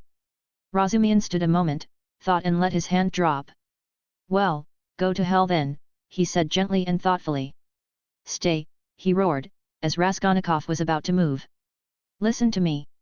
Let me tell you, that you are all a set of babbling, posing idiots. If you've any little trouble you brood over it like a hen over an egg. And you are plagiarists even in that. There isn't a sign of independent life in you. You are made of spermaceti ointment and you've lymph in your veins instead of blood. I don't believe in any one of you. In any circumstances the first. Crime and punishment. 307 of 967. Thing for all of you is to be unlike a human being. Stop," he cried with redoubled fury, noticing that Raskolnikov was again making a movement. "Hear me out. You know I'm having a housewarming this evening, I dare say they've arrived by now, but I left my uncle there. I just ran in to receive the guests. And if you weren't a fool, a common fool, a perfect fool, if you were an original instead of a translation, you see, Rodia, I recognize you're a clever fellow, but you're a fool, and if you weren't a fool you'd come round to me this evening instead of wearing out your boots in the street. Since you have gone out, there's no help for it. I'd give you a snug easy chair, my landlady has one, a cup of tea, company. Or you could lie on the sofa anyway. You would be with us. Zosimov will be there too. Will you come? No, our rubbish!" Razumihin shouted, out of patience. "How do you know? You can't answer for yourself. You don't know anything about it. Thousands of times I've fought tooth and nail with people and run back to them afterwards. One feels ashamed and goes back to a man. So remember, Pochinkov's house on the 3rd story. Crime and punishment. 308 of 967. Why, Mr. Razumihin, I do believe you'd let anybody beat you from sheer benevolence." "Beat? Whom? Me?" I'd twist his nose off at the mere idea. "Pochinkov's house, 47, Babushkin's flat, I shall not come, Razumihin." Raskolnikov turned and walked away. I bet you will, Razumihin shouted after him. I refuse to know you if you don't. Stay, hey, is Zametov in there? Yes. Did you see him? Yes. Talk to him? Yes. What about? Confound you, don't tell me then. Pochinkov's house, 47, Babushkin's flat, remember. Raskolnikov walked on and turned the corner into Sadovy Street. Razumihin looked after him thoughtfully. Then with a wave of his hand he went into the house but stopped short of the stairs. Confound it, he went on almost aloud. He talked sensibly but yet. I am a fool. As if madmen didn't talk sensibly. And this was just what Zosimuev seemed afraid of. He struck his finger on his forehead. What if, how could I let him go off alone? He may drown himself. Crime and Punishment. 309 of 967. ACH, what a blunder. I can't. And he ran back to overtake Raskolnikov, but there was no trace of him. With a curse he returned with rapid steps to the Palais de Crystal to question Zametov. Raskolnikov walked straight to X Bridge, stood in the middle, and leaning both elbows on the rail stared into the distance. On parting with Razumihin, he felt so much weaker that he could scarcely reach this place. He longed to sit or lie down somewhere in the street. Bending over the water, he gazed mechanically at the last pink flush of the sunset, at the row of houses growing dark in the gathering twilight, at one distant attic window on the left bank, flashing as though on fire in the last rays of the setting sun, at the darkening water of the canal, and the water seemed to catch his attention. At last red circles flashed before his eyes, the houses seemed moving, the passers-by, the canal banks, the carriages, all danced before his eyes. Suddenly he started, saved again perhaps from swooning by an uncanny and hideous sight. He became aware of someone standing on the right side of him. He looked and saw a tall woman with a kerchief on her head, with a long, yellow, wasted face and red sunken eyes. She was looking straight at him, but obviously she saw nothing and recognized no one. Suddenly she leaned her right. Crime and Punishment. 310 of 967. Hand on the parapet, lifted her right leg over the railing, then her left and threw herself into the canal. The filthy water parted and swallowed up its victim for a moment, but an instant later the drowning woman floated to the surface, moving slowly with the current, her head and legs in the water, her skirt inflated like a balloon over her back. A woman drowning! A woman drowning! Shouted dozens of voices. People ran up, both banks were thronged with spectators, on the bridge people crowded about Raskolnikov, pressing up behind him. Mercy on it, it's our Afrosinya, a woman cried tearfully close by. Mercy, save her, kind people, pull her out. A boat was shouted in the crowd. But there was no need of a boat. A policeman ran down the steps to the canal, threw off his greatcoat and his boots and rushed into the water. It was easy to reach her, she floated within a couple of yards from the steps. He caught hold of her clothes with his right hand and with his left seized a pole which a comrade held out to him. The drowning woman was pulled out at once. They laid her on the granite pavement of the embankment. She soon recovered consciousness, raised her head, sat up and began sneezing. Crime and Punishment. 311 of 967. And coughing, stupidly wiping her wet dress with her hands. She said nothing. She's drunk herself out of her senses, the same woman's voice wailed at her side. Out of her senses. The other day she tried to hang herself, we cut her down. I ran out to the shop just now, left my little girl to look after her and here she's in trouble again. A neighbor, gentlemen, a neighbor, we live close by, the second house from the end, see yonder. The crowd broke up. The police still remained round the woman. Someone mentioned the police station. Raskolnikov looked on with a strange sensation of indifference and apathy. He felt disgusted. No, that's loathsome, water, it's not good enough, he muttered to himself. Nothing will come of it, he added, no use to wait. What about the police office? And why isn't Zametov at the police office? The police office is open till 10 o'clock, he turned his back to the railing and looked about him. Very well then, he said resolutely, he moved from the bridge and walked in the direction of the police office. His heart felt hollow and empty. He did not want to think. Even his depression had passed, there was not a trace now. Crime and Punishment. 312 of 967.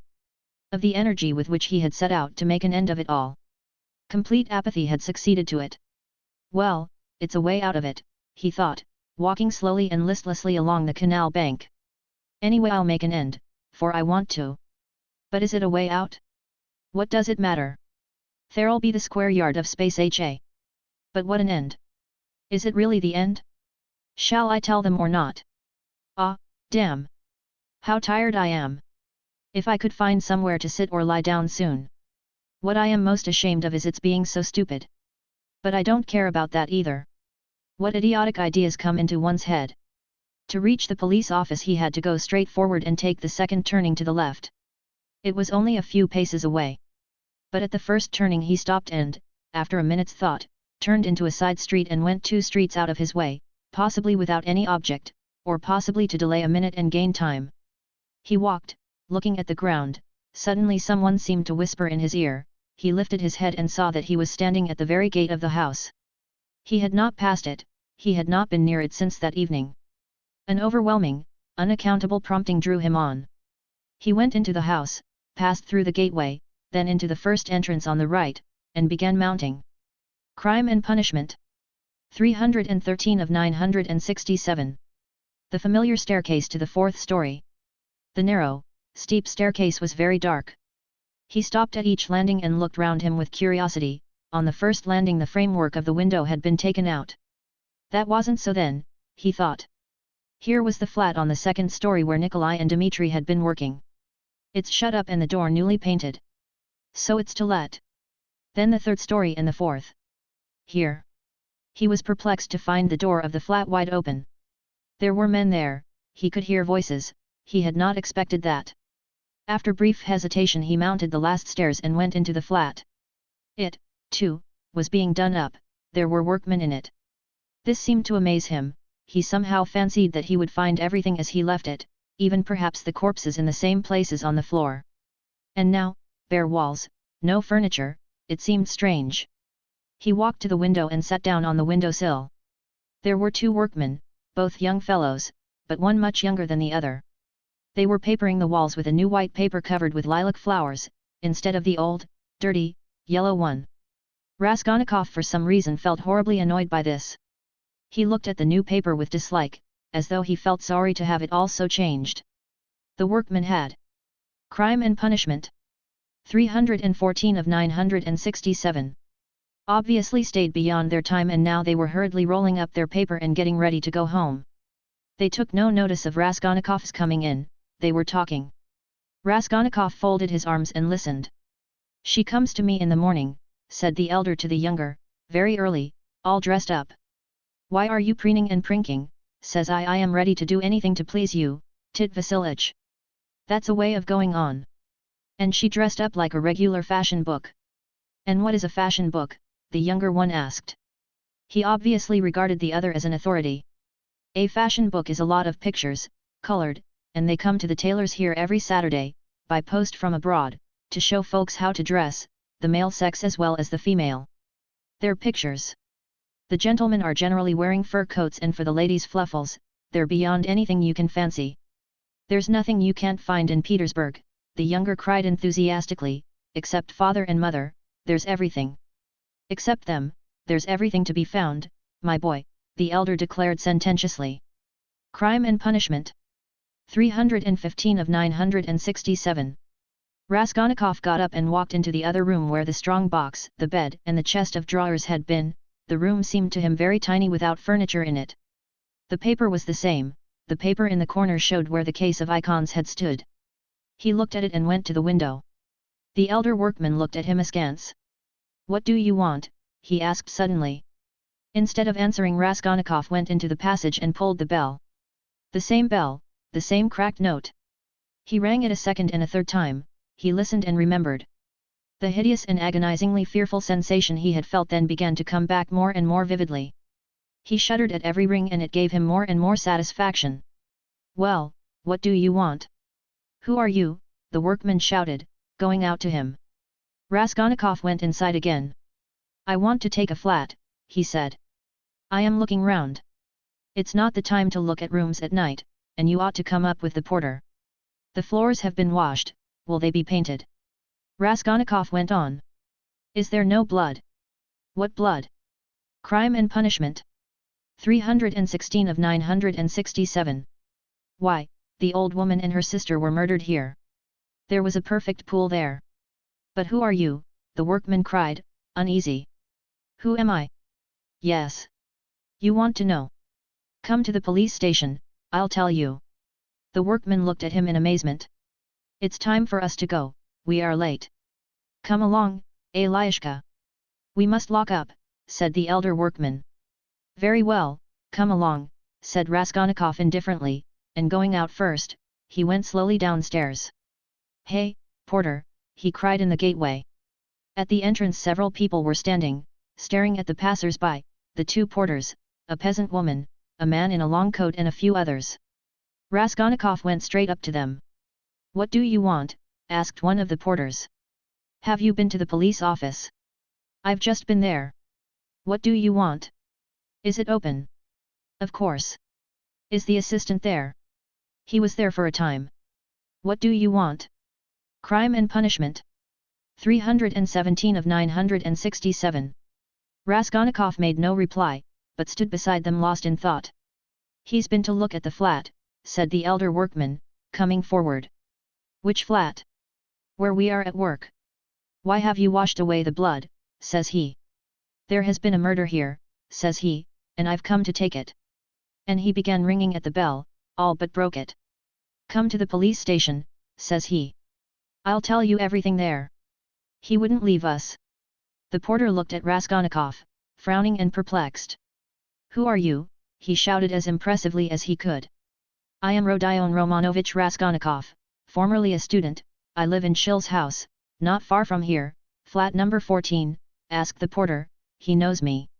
Raskolnikov said all this in a lazy, dreamy voice, not turning round, but looking intently into the darkening street. Why have you been to the flat? To look at it. What is there to look at? Take him straight to the police station, the man in the long coat jerked in abruptly. Crime and punishment. 318 of 967. Raskolnikov looked intently at him over his shoulder and said in the same slow, lazy tones, come along. Yes, take him, the man went on more confidently. Why was he going into that? What's in his mind, He's not drunk, but God knows what's the matter with him, muttered the workman. But what do you want? The porter shouted again, beginning to get angry in earnest. Why are you hanging about? You funk the police station then, said Raskolnikov jeeringly. How funk it? Why are you hanging about? He's a rogue, shouted the peasant woman. Why waste time talking to him, cried the other porter, a huge peasant in a full open coat and with keys on his belt. Get along. He is a rogue and no mistake. Get along. And seizing Raskolnikov by the shoulder he flung him into the street. He lurched forward, but recovered his footing, looked at the spectators in silence and walked away. Strange man, observed the workman. Crime and punishment. 319 of 967. There are strange folks about nowadays, said the woman. You should have taken him to the police station all the same, said the man in the long coat. Better have nothing to do with him, decided the big porter. A regular rogue. Just what he wants, you may be sure, but once take him up, you won't get rid of him. We know the sort. Shall I go there or not, thought Raskolnikov, standing in the middle of the thoroughfare at the crossroads, and he looked about him, as though expecting from someone a decisive word. But no sound came, all was dead and silent like the stones on which he walked, dead to him alone. All at once at the end of the street, 200 yards away, in the gathering dusk he saw a crowd and heard talk and shouts. In the middle of the crowd stood a carriage. A light gleamed in the middle of the street. What is it? Raskolnikov turned to the right and went up to the crowd. He seemed to clutch at everything and smiled coldly when he recognized it, for he had fully made up his mind to go to the police station and knew that it would all soon be over. Crime and punishment. 320 of 967. Chapter 7. An elegant carriage stood in the middle of the road with a pair of spirited grey horses. There was no one in it, and the coachman had got off his box and stood by. The horses were being held by the bridle. A mass of people had gathered round, the police standing in front. One of them held a lighted lantern which he was turning on something lying close to the wheels. Everyone was talking, shouting, exclaiming. The coachman seemed at a loss and kept repeating, "What a misfortune! Good Lord, what a misfortune!"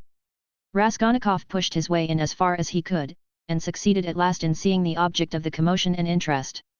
On the ground a man who had been run over lay apparently unconscious, and covered with blood. He was very badly dressed, but not like a workman. Blood was flowing from his head and face, his face was crushed, mutilated and disfigured. He was evidently badly injured. "Merciful heaven," wailed the coachman, "what more could I do? If I'd been driving fast or had not shouted to him, but I was going quietly, not in a hurry. Everyone could see I was going along just like everybody else." A. Crime and Punishment. 321 of 967. Drunken man can't walk straight, we all know. I saw him crossing the street, staggering and almost falling. I shouted again in a second and a third time, then I held the horses in, but he fell straight under their feet. Either he did it on purpose or he was very tipsy. The horses are young and ready to take fright, they started, he screamed, that made them worse. That's how it happened. That's just how it was, a voice in the crowd confirmed. He shouted, that's true, he shouted 3 times, another voice declared. 3 times it was, we all heard it, shouted a third. But the coachman was not very much distressed and frightened. It was evident that the carriage belonged to a rich and important person who was awaiting it somewhere. The police, of course, were in no little anxiety to avoid upsetting his arrangements. All they had to do was to take the injured man to the police station and the hospital. No one knew his name. Meanwhile Raskolnikov had squeezed in and stooped closer over him. The lantern suddenly lighted up the unfortunate man's face. He recognized him. Crime and Punishment. 322 of 967. I know him. I know him, he shouted, pushing to the front. It's a government clerk retired from the service, Marmeladov. He lives close by in Kozel's house. Make haste for a doctor. I will pay, see. He pulled money out of his pocket and showed it to the policeman. He was in violent agitation. The police were glad that they had found out who the man was. Raskolnikov gave his own name and address, and, as earnestly as if it had been his father, he besought the police to carry the unconscious Marmeladov to his lodging at once. Just here, 3 houses away, he said eagerly, the house belongs to Kozel, a rich German. He was going home, no doubt drunk. I know him, he is a drunkard. He has a family there, a wife, children, he has 1 daughter. It will take time to take him to the hospital, and there is sure to be a doctor in the house. I'll pay, I'll pay. At least he will be looked after at home, they will help him at once. But he'll die before you get him to the hospital. He managed to slip something unseen into the policeman's hand. But the thing was straightforward and legitimate, and in any case help was closer here. They raised the injured man, people volunteered to help. Crime and Punishment. 323 of 967. Kozel's house was 30 yards away. Raskolnikov walked behind, carefully holding Marmeladov's head and showing the way. This way, this way. We must take him upstairs head foremost. Turn round. I'll pay, I'll make it worth your while, he muttered. Katerina Ivanovna had just begun, as she always did at every free moment, walking to and fro in her little room from window to stove and back again, with her arms folded across her chest, talking to herself and coughing. Of late she had begun to talk more than ever to her eldest girl, Polenka, a child of 10, who, though there was much she did not understand, understood very well that her mother needed her, and so always watched her with her big clever eyes and strove her utmost to appear to understand. This time Polenka was undressing her little brother, who had been unwell all day and was going to bed. The boy was waiting for her to take off his shirt, which had to be washed at night. He was sitting straight and motionless on a chair, with a silent, serious face, with his legs stretched out straight before him, heels together and toes turned out. He was listening to what his mother was saying to his sister, sitting perfectly still with pouting lips and wide. Crime and Punishment. 324 of 967. Open eyes, just as all good little boys have to sit when they are undressed to go to bed. A little girl, still younger, dressed literally in rags, stood at the screen, waiting for her turn. The door onto the stairs was opened to relieve them a little from the clouds of tobacco smoke which floated in from the other rooms and brought on long terrible fits of coughing in the poor, consumptive woman. Katerina Ivanovna seemed to have grown even thinner during that week, and the hectic flush on her face was brighter than ever. You wouldn't believe, you can't imagine, Polenka, she said, walking about the room, what a happy luxurious life we had in my papa's house, and how this drunkard has brought me, and will bring you all, to ruin. Papa was a civil colonel and only a step from being a governor, so that everyone who came to see him said, "We look upon you, Ivan Mihailovich, as our governor." When, she coughed violently, "Oh, cursed life," she cried, clearing her throat and pressing her hands to her breast, when at the last ball, at the Marshal's.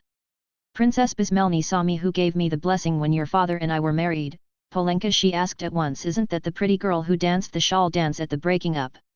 You must mend that." Crime and Punishment. 325 of 967. "Tear, you must take your needle and darn it as I showed you, or tomorrow cough, cough, cough he will make the hole bigger," she articulated with effort. Prince Skigolskoy, a kammerjunker, had just come from Petersburg then. He danced the mazurka with me and wanted to make me an offer next day, but I thanked him in flattering expressions and told him that my heart had long been another's. "That other was your father, Polya." Papa was fearfully angry. "Is the water ready? Give me the shirt, and the stockings." "Lida," said she to the youngest one, "you must manage without your chemise tonight, and lay your stockings out with it. I'll wash them together. How is it that drunken vagabond doesn't come in? He has worn his shirt till it looks like a dishclout, he has torn it to rags. I'd do it all together, so as not to have to work 2 nights running. Oh, dear! Cough, cough, cough, cough. Again. What's this?" she cried, noticing a crowd in the passage and the men, who were pushing into her room, carrying a burden. "What is it? What are they bringing? Mercy on us! Where are we to put him?" asked the policeman, looking round when Marmeladov, unconscious and covered with blood, had been carried in. Crime and Punishment. 326 of 967. On the sofa. "Put him straight on the sofa, with his head this way," Raskolnikov showed him. "Run over in the road." "Drunk," someone shouted in the passage. Katerina Ivanovna stood, turning white and gasping for breath. The children were terrified. Little Lida screamed, rushed to Polenka and clutched at her, trembling all over. Having laid Marmeladov down, Raskolnikov flew to Katerina Ivanovna. "For God's sake be calm, don't be frightened," he said, speaking quickly. He was crossing the road and was run over by a carriage. "Don't be frightened, he will come to, I told them bring him here. I've been here already, you remember? He will come to, I'll pay. He's done it this time." Katerina Ivanovna cried despairingly and she rushed to her husband. Raskolnikov noticed at once that she was not one of those women who swoon easily. She instantly placed under the luckless man's head a pillow, which no one had thought of, and began undressing and examining him. She kept her head, forgetting herself, biting her trembling lips and stifling the screams which were ready to break from her. Crime and Punishment. 327 of 967. Raskolnikov meanwhile induced someone to run for a doctor. There was a doctor, it appeared, next door but one. "I've sent for a doctor," he kept assuring Katerina Ivanovna, "don't be uneasy, I'll pay. Haven't you water? And give me a napkin or a towel, anything, as quick as you can. He is injured, but not killed, believe me. We shall see what the doctor says." Katerina Ivanovna ran to the window. There, on a broken chair in the corner, a large earthenware basin full of water had been stood, in readiness for washing her children's and husband's linen that night. This washing was done by Katerina Ivanovna at night at least twice a week, if not oftener. For the family had come to such a pass that they were practically without change of linen, and Katerina Ivanovna could not endure uncleanliness and, rather than see dirt in the house, she preferred to wear herself out at night, working beyond her strength when the rest were asleep, so as to get the wet linen hung on a line and dry by the morning. She took up the basin of water at Raskolnikov's request, but almost fell down with her burden. But the latter had already succeeded in finding a towel, wetted it and began washing the blood off Marmeladov's face. Crime and Punishment. 328 of 967. Katerina Ivanovna stood by, breathing painfully and pressing her hands to her breast. She was in need of attention herself. Raskolnikov began to realize that he might have made a mistake in having the injured man brought here. The policeman, too, stood in hesitation. "Polenka," cried Katerina Ivanovna, "run to Sonia, make haste. If you don't find her at home, leave word that her father has been run over and that she is to come here at once, when she comes in. Run, Polenka! There, put on the shawl. Run your fastest, cried the little boy on the chair suddenly, after which he relapsed into the same dumb rigidity, with round eyes, his heels thrust forward and his toes spread out. Meanwhile the room had become so full of people that you couldn't have dropped a pin. The policemen left, all except one, who remained for a time, trying to drive out the people who came in from the stairs. Almost all Madame Lipovixel's lodgers had streamed in from the inner rooms of the flat. At first they were squeezed together in the doorway, but afterwards they overflowed into the room. Katerina Ivanovna flew into a fury. "You might let him die in peace, at least," she shouted at the crowd. "Is it a spectacle for you to gape at? With crime and punishment." 329 of 967. Cigarettes? Cough, cough, cough. You might as well keep your hats on. And there is one in his hat. Get away. You should respect the dead, at least. Her cough choked her, but her reproaches were not without result.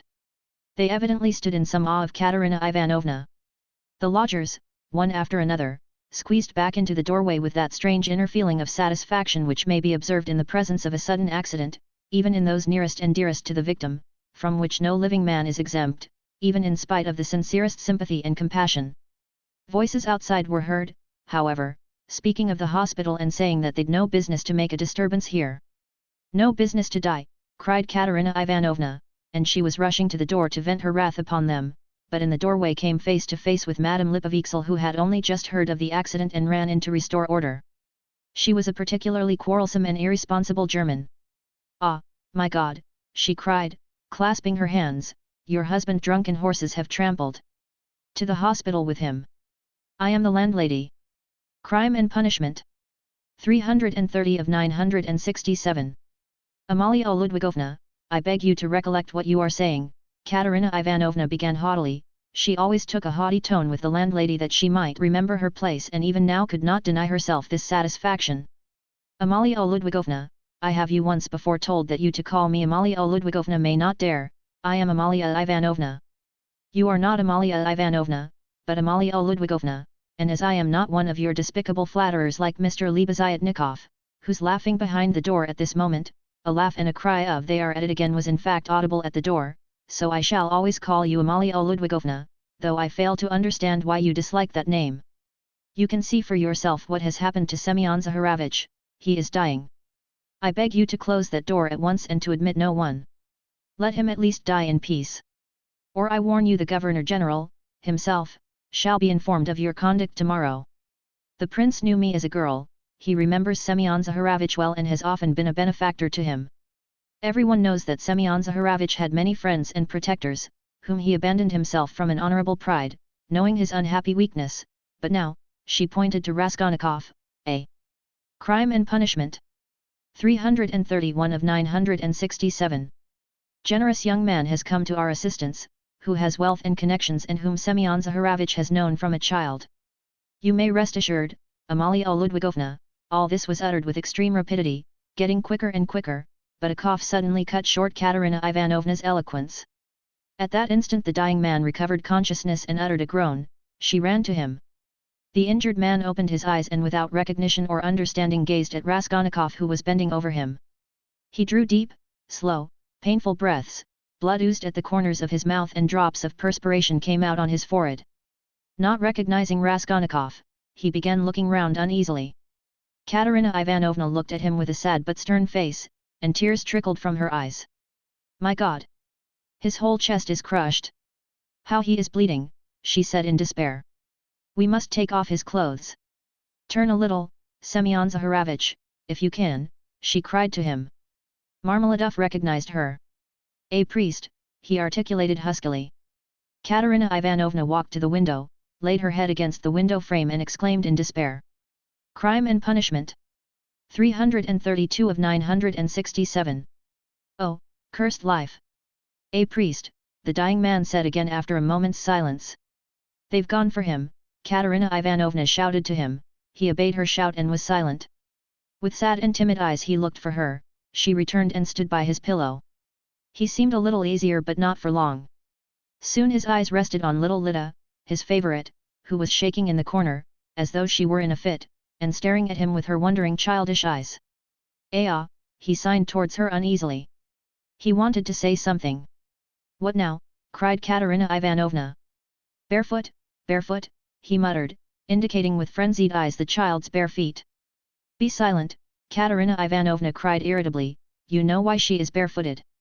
"Thank God, the doctor," exclaimed Raskolnikov, relieved. The doctor came in, a precise little old man, a German. Looking about him mistrustfully, he went up to the sick man, took his pulse, carefully felt his head, and with the help of Katerina Ivanovna he unbuttoned the blood-stained shirt, and bared the injured man's chest. It was Crime and Punishment. 333 of 967.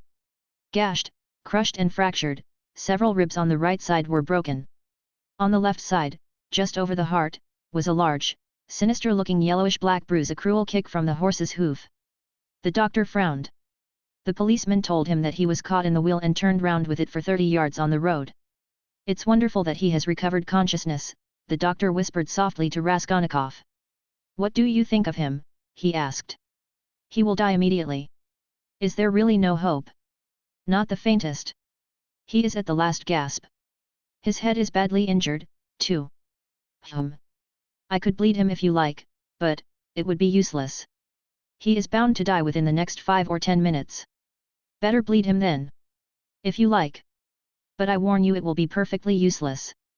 At that moment other steps were heard, the crowd in the passage parted, and the priest, a little, grey old man, appeared in the doorway bearing the sacrament. A policeman had gone for him at the time of the accident. The doctor changed places with him, exchanging glances. Crime and Punishment. 334 of 967. With him. Raskolnikov begged the doctor to remain a little while. He shrugged his shoulders and remained. All stepped back. The confession was soon over.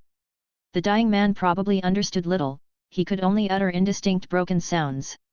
Katerina Ivanovna took little Lida, lifted the boy from the chair, knelt down in the corner by the stove and made the children kneel in front of her. The little girl was still trembling, but the boy, kneeling on his little bare knees, lifted his hand rhythmically, crossing himself with precision and bowed down, touching the floor with his forehead, which seemed to afford him a special satisfaction. Katerina Ivanovna bit her lips and held back her tears. She prayed, too, now and then pulling straight the boy's shirt, and managed to cover the girl's bare shoulders with a kerchief, which she took from the chest without rising from her knees or ceasing to pray. Meanwhile the door from the inner rooms was opened inquisitively again. In the passage the crowd of spectators from all the flats on the staircase grew denser and denser, but they did not venture beyond the threshold. A single candle end lighted up the scene. At that moment Polenka forced her way through the crowd at the door. She came in panting from running so fast, took off her kerchief, looked for her mother, went up. Crime and Punishment. 335 of 967. To her and said, "She's coming, I met her in the street." Her mother made her kneel beside her. Timidly and noiselessly a young girl made her way through the crowd, and strange was her appearance in that room, in the midst of want, rags, death and despair. She, too, was in rags, her attire was all of the cheapest, but decked out in gutter finery of a special stamp, unmistakably betraying its shameful purpose. Sonia stopped short in the doorway and looked about her bewildered, unconscious of everything. She forgot her fourth hand, gaudy silk dress, so unseemly here with its ridiculous long train, and her immense crinoline that filled up the whole doorway, and her light-coloured shoes, and the parasol she brought with her, though it was no use at night, and the absurd round straw hat with its flaring flame-coloured feather. Under this rakishly tilted hat was a pale, frightened little face with lips parted and eyes staring in terror. Sonia was a small thin girl of 18 with fair hair, rather pretty, with wonderful blue eyes. She looked intently at the bed and the priest, she too was out of breath with running. At last whispers, some words in the crowd probably, reached her. She looked down and took a step forward into the room, still keeping close to the door. Crime and Punishment. 336 of 967. The service was over. Katerina Ivanovna went up to her husband again. The priest stepped back and turned to say a few words of admonition and consolation to Katerina Ivanovna on leaving. "What am I to do with these?" she interrupted sharply and irritably, pointing to the little ones. "God is merciful, look to the Most High for succor," the priest began. "Ach! He is merciful, but not to us." "That's a sin, madam," observed the priest, shaking his head. And isn't that a sin? Cried Katerina Ivanovna, pointing to the dying man. Perhaps those who have involuntarily caused the accident will agree to compensate you, at least for the loss of his earnings. You don't understand, cried Katerina Ivanovna angrily waving her hand.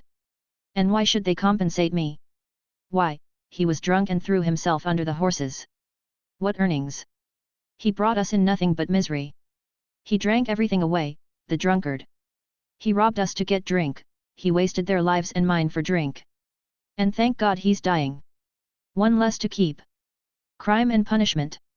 337 of 967. You must forgive in the hour of death, that's a sin, madam, such feelings are a great sin. Katerina Ivanovna was busy with the dying man, she was giving him water, wiping the blood and sweat from his head, setting his pillow straight, and had only turned now and then for a moment to address the priest. Now she flew at him almost in a frenzy. Ah, father!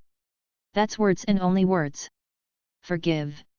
If he'd not been run over, he'd have come home today drunk and his only shirt dirty and in rags and he'd have fallen asleep like a log, and I should have been sousing and rinsing till daybreak, washing his rags and the children's and then drying them by the window, and as soon as it was daylight I should have been darning them. That's how I spend my nights. What's the use of talking of forgiveness? I have forgiven as it is. A terrible hollow cough interrupted her words. She put her handkerchief to her lips and showed it to the priest, pressing her other hand to her aching chest. The handkerchief was covered with blood. The priest bowed his head and said nothing. Marmeladov was in the last agony, he did not take his eyes off the face of Katerina Ivanovna, who was bending over him again. He kept trying to say something to her. Crime and punishment. 338 of 967. He began moving his tongue with difficulty and articulating indistinctly, but Katerina Ivanovna, understanding that he wanted to ask her forgiveness, called peremptorily to him, "Be silent. No need. I know what you want to say." And the sick man was silent, but at the same instant his wandering eyes strayed to the doorway and he saw Sonia. Till then he had not noticed her, she was standing in the shadow in a corner. "Who's that? Who's that?" he said suddenly in a thick gasping voice, in agitation, turning his eyes in horror towards the door where his daughter was standing, and trying to sit up. "Lie down. Lie down," cried Katerina Ivanovna. With unnatural strength he had succeeded in propping himself on his elbow. He looked wildly and fixedly for some time on his daughter, as though not recognizing her. He had never seen her before in such attire. Suddenly he recognized her, crushed and ashamed in her humiliation and gaudy finery, meekly awaiting her turn to say goodbye to her dying father. His face showed intense suffering. "Sonia! Daughter! Forgive!" he cried, and he tried to hold out his hand to her, but losing his balance, he fell off the sofa, face downwards on the floor. They rushed to Crime and Punishment. 339 of 967. Pick him up, they put him on the sofa, but he was dying. Sonia with a faint cry ran up, embraced him and remained so without moving. He died in her arms. "He's got what he wanted," Katerina Ivanovna cried, seeing her husband's dead body. "Well, what's to be done now? How am I to bury him? What can I give them tomorrow to eat?" Raskolnikov went up to Katerina Ivanovna. "Katerina Ivanovna," he began, "last week your husband told me all his life and circumstances. Believe me, he spoke of you with passionate reverence. From that evening, when I learned how devoted he was to you all and how he loved and respected you especially, Katerina Ivanovna, in spite of his unfortunate weakness, from that evening we became friends. Allow me now, to do something, to repay my debt to my dead friend. Here are 20 rubles, I think, and if that can be of any assistance to you, then in short, I will come again, I will be sure to come again. I shall, perhaps, come again tomorrow. Goodbye." And he went quickly out of the room, squeezing his way through the crowd to the stairs. But in the crowd he suddenly jostled against Nikodem Fomitch, who had heard of the accident and had come to give instructions in Crime and Punishment. 340 of 967. Person. They had not met since the scene at the police station, but Nikodem Fomitch knew him instantly. "Ah, is that you?" he asked him. "He's dead," answered Raskolnikov. "The doctor and the priest have been, all as it should have been. Don't worry the poor woman too much, she is in consumption as it is. Try and cheer her up, if possible, you are a kind-hearted man, I know," he added with a smile, looking straight in his face. But you are spattered with blood, observed Nikodem Fomitch, noticing in the lamplight some fresh stains on Raskolnikov's waistcoat. Yes. I'm covered with blood, Raskolnikov said with a peculiar air, then he smiled, nodded, and went downstairs. He walked down slowly and deliberately, feverish but not conscious of it, entirely absorbed in a new overwhelming sensation of life and strength that surged up suddenly within him. This sensation might be compared to that of a man condemned to death who has suddenly been pardoned. Halfway down the staircase he was overtaken by the priest on his way home. Raskolnikov let him pass, exchanging a silent greeting with him. He was just descending the last steps when he heard rapid footsteps. Crime and Punishment.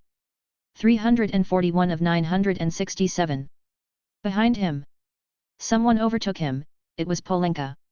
She was running after him, calling wait, wait. He turned round. She was at the bottom of the staircase and stopped short a step above him.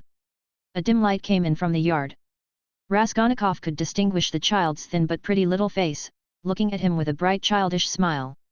She had run after him with a message which she was evidently glad to give. Tell me, what is your name, and where do you live, she said hurriedly in a breathless voice. He laid both hands on her shoulders and looked at her with a sort of rapture. It was such a joy to him to look at her, he could not have said why. Who sent you? Sister Sonia sent me, answered the girl, smiling still more brightly. I knew it was Sister Sonia sent you. Mama sent me, too. When Sister Sonia was sending me, Mama came up, too, and said run fast. Polenka, do you love Sister Sonia? I love her more than anyone, Polenka answered with a peculiar earnestness, and her smile became graver. And will you love me? Crime and Punishment. 342 of 967. By way of answer he saw the little girl's face approaching him, her full lips naively held out to kiss him. Suddenly her arms as thin as sticks held him tightly, her head rested on his shoulder and the little girl wept softly, pressing her face against him. I am sorry for father, she said a moment later, raising her tear-stained face and brushing away the tears with her hands. It's nothing but misfortunes now, she added suddenly with that peculiarly sedate air which children try hard to assume when they want to speak like grown-up people. Did your father love you?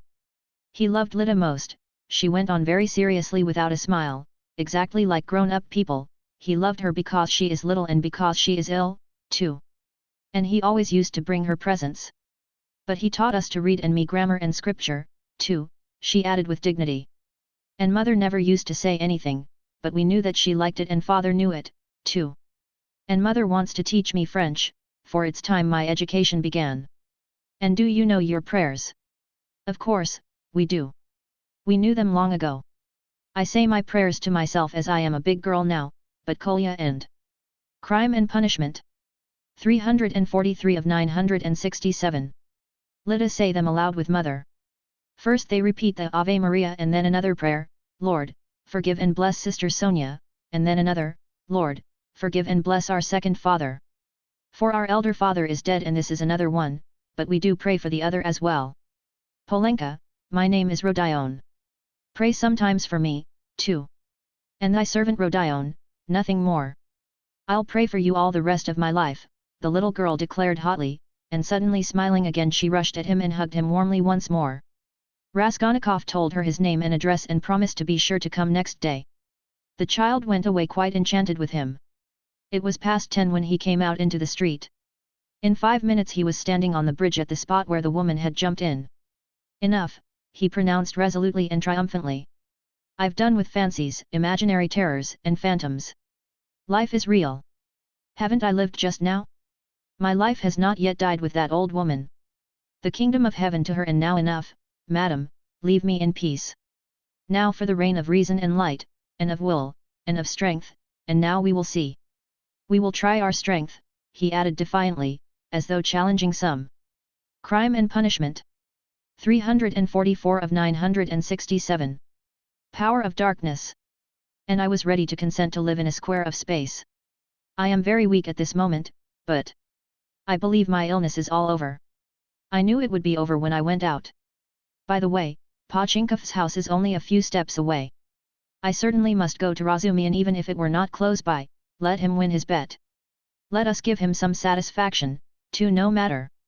Strength is what one wants, you can get nothing without it, and strength must be won by strength. That's what they don't know, he added proudly and self-confidently, and he walked with flagging footsteps from the bridge. Pride and self-confidence grew continually stronger in him, he was becoming a different man every moment. What was it had happened to work this revolution in him? He did not know himself. Like a man catching at a straw, he suddenly felt that he, too, could live, that there was still life for him, that his life had not died with the old woman. Perhaps he was in too great a hurry with his conclusions, but he did not think of that. But I did ask her to remember thy servant Rodion in her prayers, the idea struck him. Well, that was, in case of emergency, he added, and laughed himself at his boyish sally. He was in the best of spirits. Crime and Punishment. 345 of 967. He easily found Razumian. The new lodger was already known at Pochinkov's, and the porter at once showed him the way. Halfway upstairs he could hear the noise and animated conversation of a big gathering of people. The door was wide open on the stairs, he could hear exclamations and discussion. Razumian's room was fairly large, the company consisted of 15 people. Raskolnikov stopped in the entry, where two of the landlady's servants were busy behind a screen with 2 samovars, bottles, plates, and dishes of pie and savories, brought up from the landlady's kitchen. Raskolnikov sent in for Razumian. He ran out delighted. At the first glance it was apparent that he had had a great deal to drink and, though no amount of liquor made Razumian quite drunk, this time he was perceptibly affected by it. Listen, Raskolnikov hastened to say, I've only just come to tell you you've won your bet and that no one really knows what may not happen to him. I can't come in, I am so weak that I shall fall down directly. And so good evening and goodbye. Come and see me tomorrow. Do you know what? I'll see you home. If you say you're weak yourself, you must. Crime and Punishment. 346 of 967. And your visitors? Who is the curly-headed one who has just peeped out? He. Goodness only knows. Some friend of uncle's, I expect. Or perhaps he has come without being invited. I'll leave uncle with them, he is an invaluable person, pity I can't introduce you to him now. But confound them all now. They won't notice me, and I need a little fresh air, for you've come just in the nick of time. Another 2 minutes and I should have come to blows. They are talking such a lot of wild stuff, you simply can't imagine what men will say. Though why shouldn't you imagine? Don't we talk nonsense ourselves? And let them, that's the way to learn not to. Wait a minute, I'll fetch Zosimov. Zosimov pounced upon Raskolnikov almost greedily, he showed a special interest in him, soon his face brightened. You must go to bed at once, he pronounced, examining the patient as far as he could, and take something for the night. Will you take it? I got it ready some time ago, a powder. 2, if you like, answered Raskolnikov. The powder was taken at once. Crime and Punishment. 347 of 967. It's a good thing you are taking him home, observed Zosimov to Razumian. We shall see how he is tomorrow, today he's not at all amiss, a considerable change since the afternoon. Live and learn, do you know what Zosimov whispered to me when we were coming out? Razumian blurted out, as soon as they were in the street. I won't tell you everything, brother, because they are such fools. Zosimov told me to talk freely to you on the way and get you to talk freely to me, and afterwards I am to tell him about it, for he's got a notion in his head that you are, mad or close on it. Only fancy. In the first place, you've 3 times the brains he has, in the second, if you are not mad, you needn't care a hang that he has got such a wild idea, and thirdly, that piece of beef whose specialty is surgery has gone mad on mental diseases, and what's brought him to this conclusion about you was your conversation today with Zametov. Zametov told you all about it. Yes, and he did well. Now I understand what it all means, and so does Zametov. Well, the fact is, Rodia, the point is. I am a little drunk now. But that's, no matter, the point is that this idea, you understand? Was just being hatched in their brains, you understand? That is, no one ventured to say it aloud, because the idea. Crime and Punishment. 348 of 967. Is too absurd, and especially since the arrest of that painter, that bubbles burst and gone forever. But why are they such fools? I gave Zametov a bit of a thrashing at the time. That's between ourselves, brother, please don't let out a hint that you know of it. I've noticed he is a ticklish subject, it was at Louise Ivanovna's. But today it's all cleared up. That Ilya Petrovich is at the bottom of it. He took advantage of your fainting at the police station, but he is ashamed of it himself now, I know that." Raskolnikov listened greedily. Razumihin was drunk enough to talk too freely. "I fainted then because it was so close and the smell of paint," said Raskolnikov. "No need to explain that. And it wasn't the paint only, the fever had been coming on for a month, Zosimov testifies to that. But how crushed that boy is now, you wouldn't believe. I am not worth his little finger, he says." "Yours, he means. He has good feelings at times, brother. But the lesson you gave him today in the Palais de Crystal, that was too good for anything. You frightened him at first, you know, he nearly went into convulsions. You almost convinced him again of the truth of all that hideous nonsense, and then you suddenly put out your tongue at him. There now, what do you make?" Crime and Punishment. 349 of 967. Of it. It was perfect. He is crushed, annihilated now. It was masterly, by Jove, it's what they deserve. Ah, that I wasn't there. He was hoping to see you awfully. Porfiry, too, wants to make your acquaintance. Ah, he too, but why did they put me down as mad? Oh, not mad. I must have said too much, brother. What struck him, you see, was that only that subject seemed to interest you. Now it's clear why it did interest you, knowing all the circumstances, and how that irritated you and worked in with your illness. I am a little drunk, brother, only, confound him, he has some idea of his own. I tell you, he's mad on mental diseases. But don't you mind him." For half a minute both were silent. "Listen, Razumihin," began Raskolnikov, "I want to tell you plainly, I've just been at a deathbed, a clerk who died. I gave them all my money, and besides I've just been kissed by someone who, if I had killed anyone, would just the same.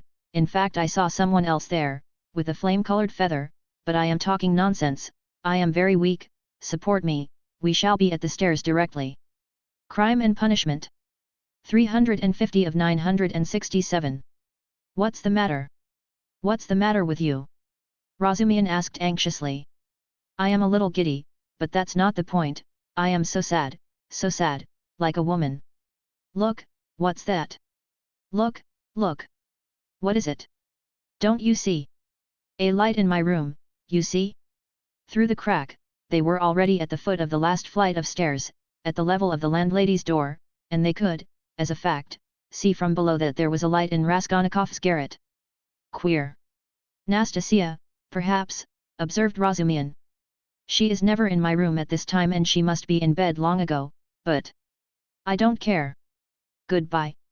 "What do you mean?" "I am coming with you, we'll come in together. I know we are going in together, but I want to shake hands here and say goodbye to you here. So give me your hand, goodbye." "What's the matter with you, Rodia?" "Nothing, come along, you shall be witness." They began mounting the stairs, and the idea struck Razumihin that perhaps Zosimov might be right after all. Crime and Punishment. 351 of 967. "Ah, I've upset him with my chatter," he muttered to himself. When they reached the door they heard voices in the room. "What is it?" cried Razumihin. Raskolnikov was the first to open the door, he flung it wide and stood still in the doorway, dumbfounded. His mother and sister were sitting on his sofa and had been waiting an hour and a half for him. Why had he never expected, never thought of them, though the news that they had started, were on their way and would arrive immediately, had been repeated to him only that day. They had spent that hour and a half plying Nastasia with questions. She was standing before them and had told them everything by now. They were beside themselves with alarm when they heard of his running away today, ill and, as they understood from her story, delirious. Good heavens, what had become of him? Both had been weeping, both had been in anguish for that hour and a half. A cry of joy, of ecstasy, greeted Raskolnikov's entrance. Both rushed to him. But he stood like one dead, a sudden intolerable sensation struck him like a thunderbolt. He did not lift his arms to embrace them, he. Crime and Punishment. 352 of 967. Could not. His mother and sister clasped him in their arms, kissed him, laughed and cried. He took a step, tottered and fell to the ground, fainting. Anxiety, cries of horror, moans. Razumihin, who was standing in the doorway, flew into the room, seized the sick man in his strong arms and in a moment had him on the sofa. It's nothing, nothing, he cried to the mother and sister. It's only a faint, a mere trifle. Only just now the doctor said he was much better, that he is perfectly well. Water. See, he is coming to himself, he is all right again. And seizing Dounia by the arm so that he almost dislocated it, he made her bend down to see that he is all right again. The mother and sister looked on him with emotion and gratitude, as their providence. They had heard already from Nastasia all that had been done for their Rodia during his illness, by this very competent young man, as Pulcheria Alexandrovna Raskolnikov called him that evening in conversation with Dounia.